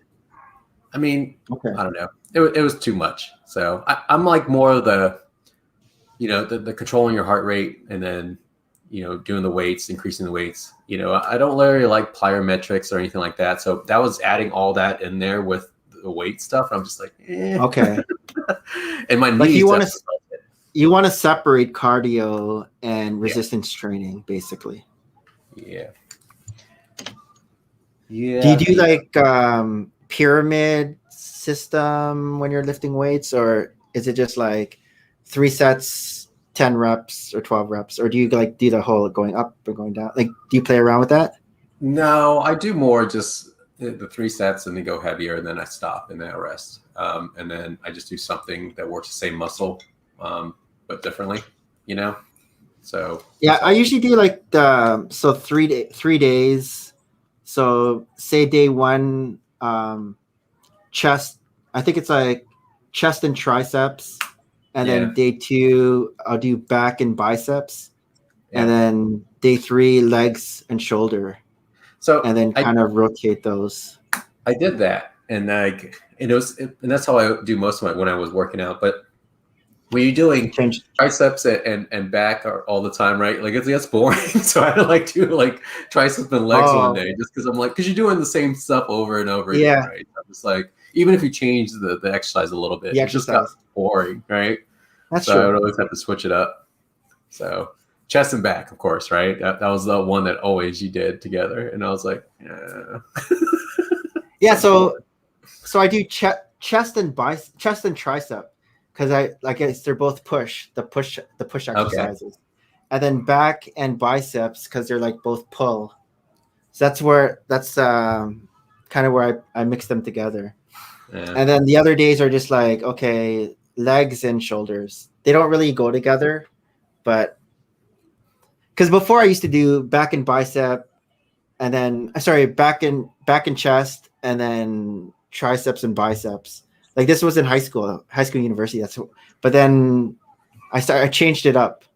So I guess you can do that. You can like a month of doing it that way, and then another month of doing another way, just to kind of shock your system and mix it up a little. Yeah, I do. What about do you do cardio before resistance or resistance before cardio, or it doesn't matter? Or do you even do cardio? Yeah, I hardly did cardio, to be honest with you. I only did it to increase my heart rate. Right, so I did whatever. Okay, because you're always lean as it is. Yeah, so I did whatever it took to get my heart rate to a certain level. So I watched my watch, and then I started working out. But when it came to if I was going to get back to working out, I would probably start running, just because I'm getting the uncle belly, right? So just to start working on that a little bit, I'd probably include it in there. But I always tell myself every morning, right? So slowly, before it was just one dumbbell. Now I'm going to have to bring the other dumbbell out. Now it's the dumbbell on one bench. So it's coming. I'm going to start working out soon. But again, I know we'll see. Yeah, I always do cardio first. Like, I don't know if it's to get it over with, but also in my mind, it's like I'm warming up my muscles by doing cardio. And then when I'm ready to lift weights, I'm all like alarm. Like the stream if you like me. So like after I warm up the muscles, then it's all ready to go. But then other people are like saying, like I've read, like if you do cardio before working out, then you're not gonna have the max amount of energy to like lift weights. But I don't find that's true. Rob is he doesn't work out, so he wants to do something else. He wants to talk about Lego. His belly is hurting. His beer belly is hurting. He's like, dear God, ask a Lego question. I thought Rob was supposed to be working right now. Nah, he has his what does he drink? Those Truly or whatever those girly drinks he drinks. Truly mad. Those, I don't know. He drinks those seltzers. Something. What was my Lego? Okay, here. Maybe you can answer this one too. Yeah. What's your favorite Lego theme that you don't collect? Is there a Lego theme out there that you're like, oh, that's interesting, but I'm not going to get it, but it's interesting me, but I don't want to get into it because if I get it, then I'm going to end up getting more of it, and then it's just a slippery slope. Then. So the more what is that for you? It would probably be the modulars then. Okay. I mean, why? I mean, look at your because you look how much space it takes too. No. I mean, like, why is it interesting you? Why? Because like, do you like buildings? Do you yeah. I think that's miniature like houses. I mean, one thing I actually went to at the beginning, I wanted to be an architect. So like I was very interested in buildings and design and stuff like that. So of course, when I see Lego buildings, like the ones behind you, yeah, that's why. I mean, I think that's what first got me into like liking Legos, like looking at the buildings and the modulars. Where did you first see the modulars? At the Lego store, or did you see it like on like a YouTube channel or something? No, at the Lego store. I never Lego and YouTube didn't really mix with me. So ironically, actually, YouTube never even mixed with me. I never even started watching YouTube until I started this channel. So it was funny. Like when YouTube first happened, Maria's dad, he's passed already, but Maria's dad was the first one that was watching YouTube. He was like watching these YouTube videos. Yeah. And we didn't even know what this YouTube thing was. It's like he's ahead of his time. He's like, oh, look at this video. It's like it was like funny and everything. And this was like I don't even know when YouTube started, but it was probably like when YouTube started. Like, well, I had a friend who you have these friends, right? You always hang out and he's always on his phone and he wants to show you a video. So, and he was like, "Oh man, did you see this video?" And so he like a cat video or something. Yeah, every time we would hang out. So that deterred me even more from watching YouTube videos because all I had to do was hang out with this guy and I'd see almost all the videos, right? Because yeah, you know, it'd be a running joke. I'm like, "Man, what video we got today?" You know, so yeah, I think the first time I kind of started watching YouTube was when I got into Lego. I wanted to figure out what sets, because there's so many sets and I didn't know which one to get. Oh, okay. And these were like because we had a store that sold retired sets. Yeah. At they didn't mark up the price. They sold it at the regular price that they sold them at. And they had all these Star Wars sets. And I was like, I had like my list and I was writing them all out with the price, but I didn't know which one I wanted to get first.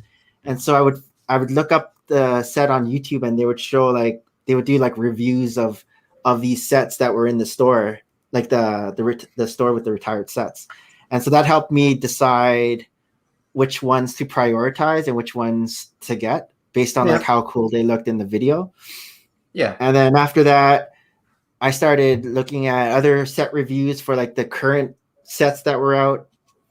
So I think it was like the Lone Ranger sets were starting to come out. And that started getting me excited about that. And then the Slippery Slope happened with all the other themes that came out. But that's when I first kind of saw YouTube with all these like set reviews, because I didn't know which sets to get because I didn't have any and there were so many out there to get. Right. Yeah. Nowadays it's like whatever's news coming out, you don't have to look at the review because you're just like, okay, I'm probably going to get this anyways. Right. Yeah. Yeah. I don't watch like review sets. Like the ones I want to get, I don't even watch the review for it. If I got it already, then I actually start watching the videos after that, because one, I know I'm going to make a video out of it, right? Majority of the time. And so I don't want it to mess with my ideas that, you know what I'm saying? That makes sense. So, but did you start watching YouTube videos even before your channel? Because I was watching YouTube videos maybe like 2 years before I even started a channel. Nope. Like I wasn't even thinking about making a channel. I was just watching for information. The only time I started watching YouTube is when I was going to buy something really expensive. Like, you know, like that's not Lego. That's like, an iPad or, I still do that too. But no, you would hardly see me on the YouTube. I didn't even know what YT meant, you know, until recently. So that's odd. You started your channel before you even started watching YouTube. Yep. So, and then, you know, it was over after that. And then because, you know, when I get into something, I'm like all in. But then what gave you the idea then? If you weren't watching before you made your channel, what gave you the idea to even start a channel? I think what I started watching, I don't think I was watching. Well, maybe it was. Maybe like during COVID, because I did start this channel during COVID. Like I turn on. I think someone showed me something on YouTube, and then I started looking at another thing.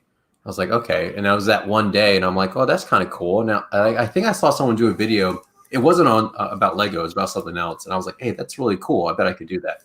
And so, what was it? I don't remember what it was. I think it was something with transitions.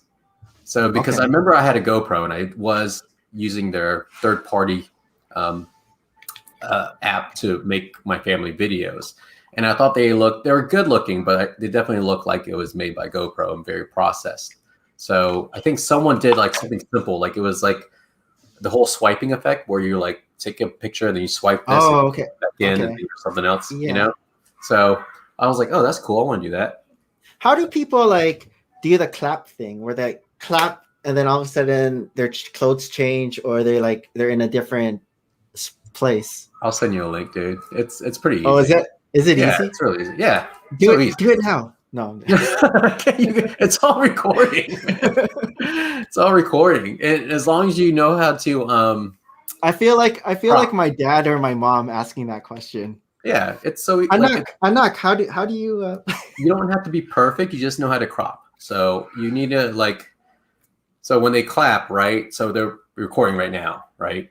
And so like say if you go somewhere else and then you're there. So you record, do whatever you're doing, but to get it perfect, you got to crop yourself. You have to look at it, the video, and crop yourself so you're almost the same size. So it looks okay. You just have to do the same position. Your eye's not fast enough to catch that difference when you're going like this versus this, right? It doesn't. Yeah. As long as you're somewhat in the same position, it looks instant. Have you ever done that? Have you ever played? I thought about doing it, but then it's overdone. Yeah, it's overdone, right? What would I do with? I am going to do something similar with the Harry Potter set, though. I don't think it's going to be for your like costume changes and stuff like that. I don't do costumes. Don't you? You did costumes for your pirate thing. Those were real people. No, but I guess it's overdone. Like you'd have to think of something else, like something that someone hasn't, like some other camera trick. That people haven't done. I don't think it's overdone in Lego, but I definitely think it's done, right? Like it's overdone like on TikTok or Instagram or whatever those are. Yeah, I think I was watching one of those TikToks. They were like showing, they would do like a camera trick, and then they'd show like how they did it, and it was all these like cool things. I don't even remember off the top of my head some examples. Yeah. But there were like lots of camera tricks that you can do, and then they would like show how they did it. Yeah. Yeah, it's pretty cool. I mean, that's another thing why it got me more into doing videos, because I just wanted to do cool things. So yeah. And then at first I thought I didn't want to show my face. So then I was like, oh, Lego's perfect. Like I like building Lego, right? So because I was playing around with my kids' Lego sets more during COVID. And like I was like, this is fun. And did you show your face in your first few, like when did you start showing your face? How many videos in, or how many months in? 6 or 5. So okay. I did 5 or 6 videos and I showed my face. So, okay. But I did this whole thing like at the beginning. Oh, that's how I did it. He's Asian. I thought he was white. Ta-da! Like alarm. But yeah, when I finally did a face reveal, a lot of comments were like, your voice doesn't match your face. Oh. Because it was always like my minifigure with my voice behind. And my voice doesn't match my face. Yeah. I haven't got much negative comments, knock on wood. Of your face? Of anything. But I'm sure they're coming. You didn't get the "you ugly" votes? No. I mean, you ugly quotes? I want to, though. Then I made it, right? So that's when you know you made it. You made it. But, I am warning, like, my wife about it, too, because, I mean, sometimes she makes it easy for someone to say something bad. Yeah, I get like you have to have thick skin. Yeah. Too. Yeah. So, like if you're putting yourself out there, then it's fair game, I guess. I don't know.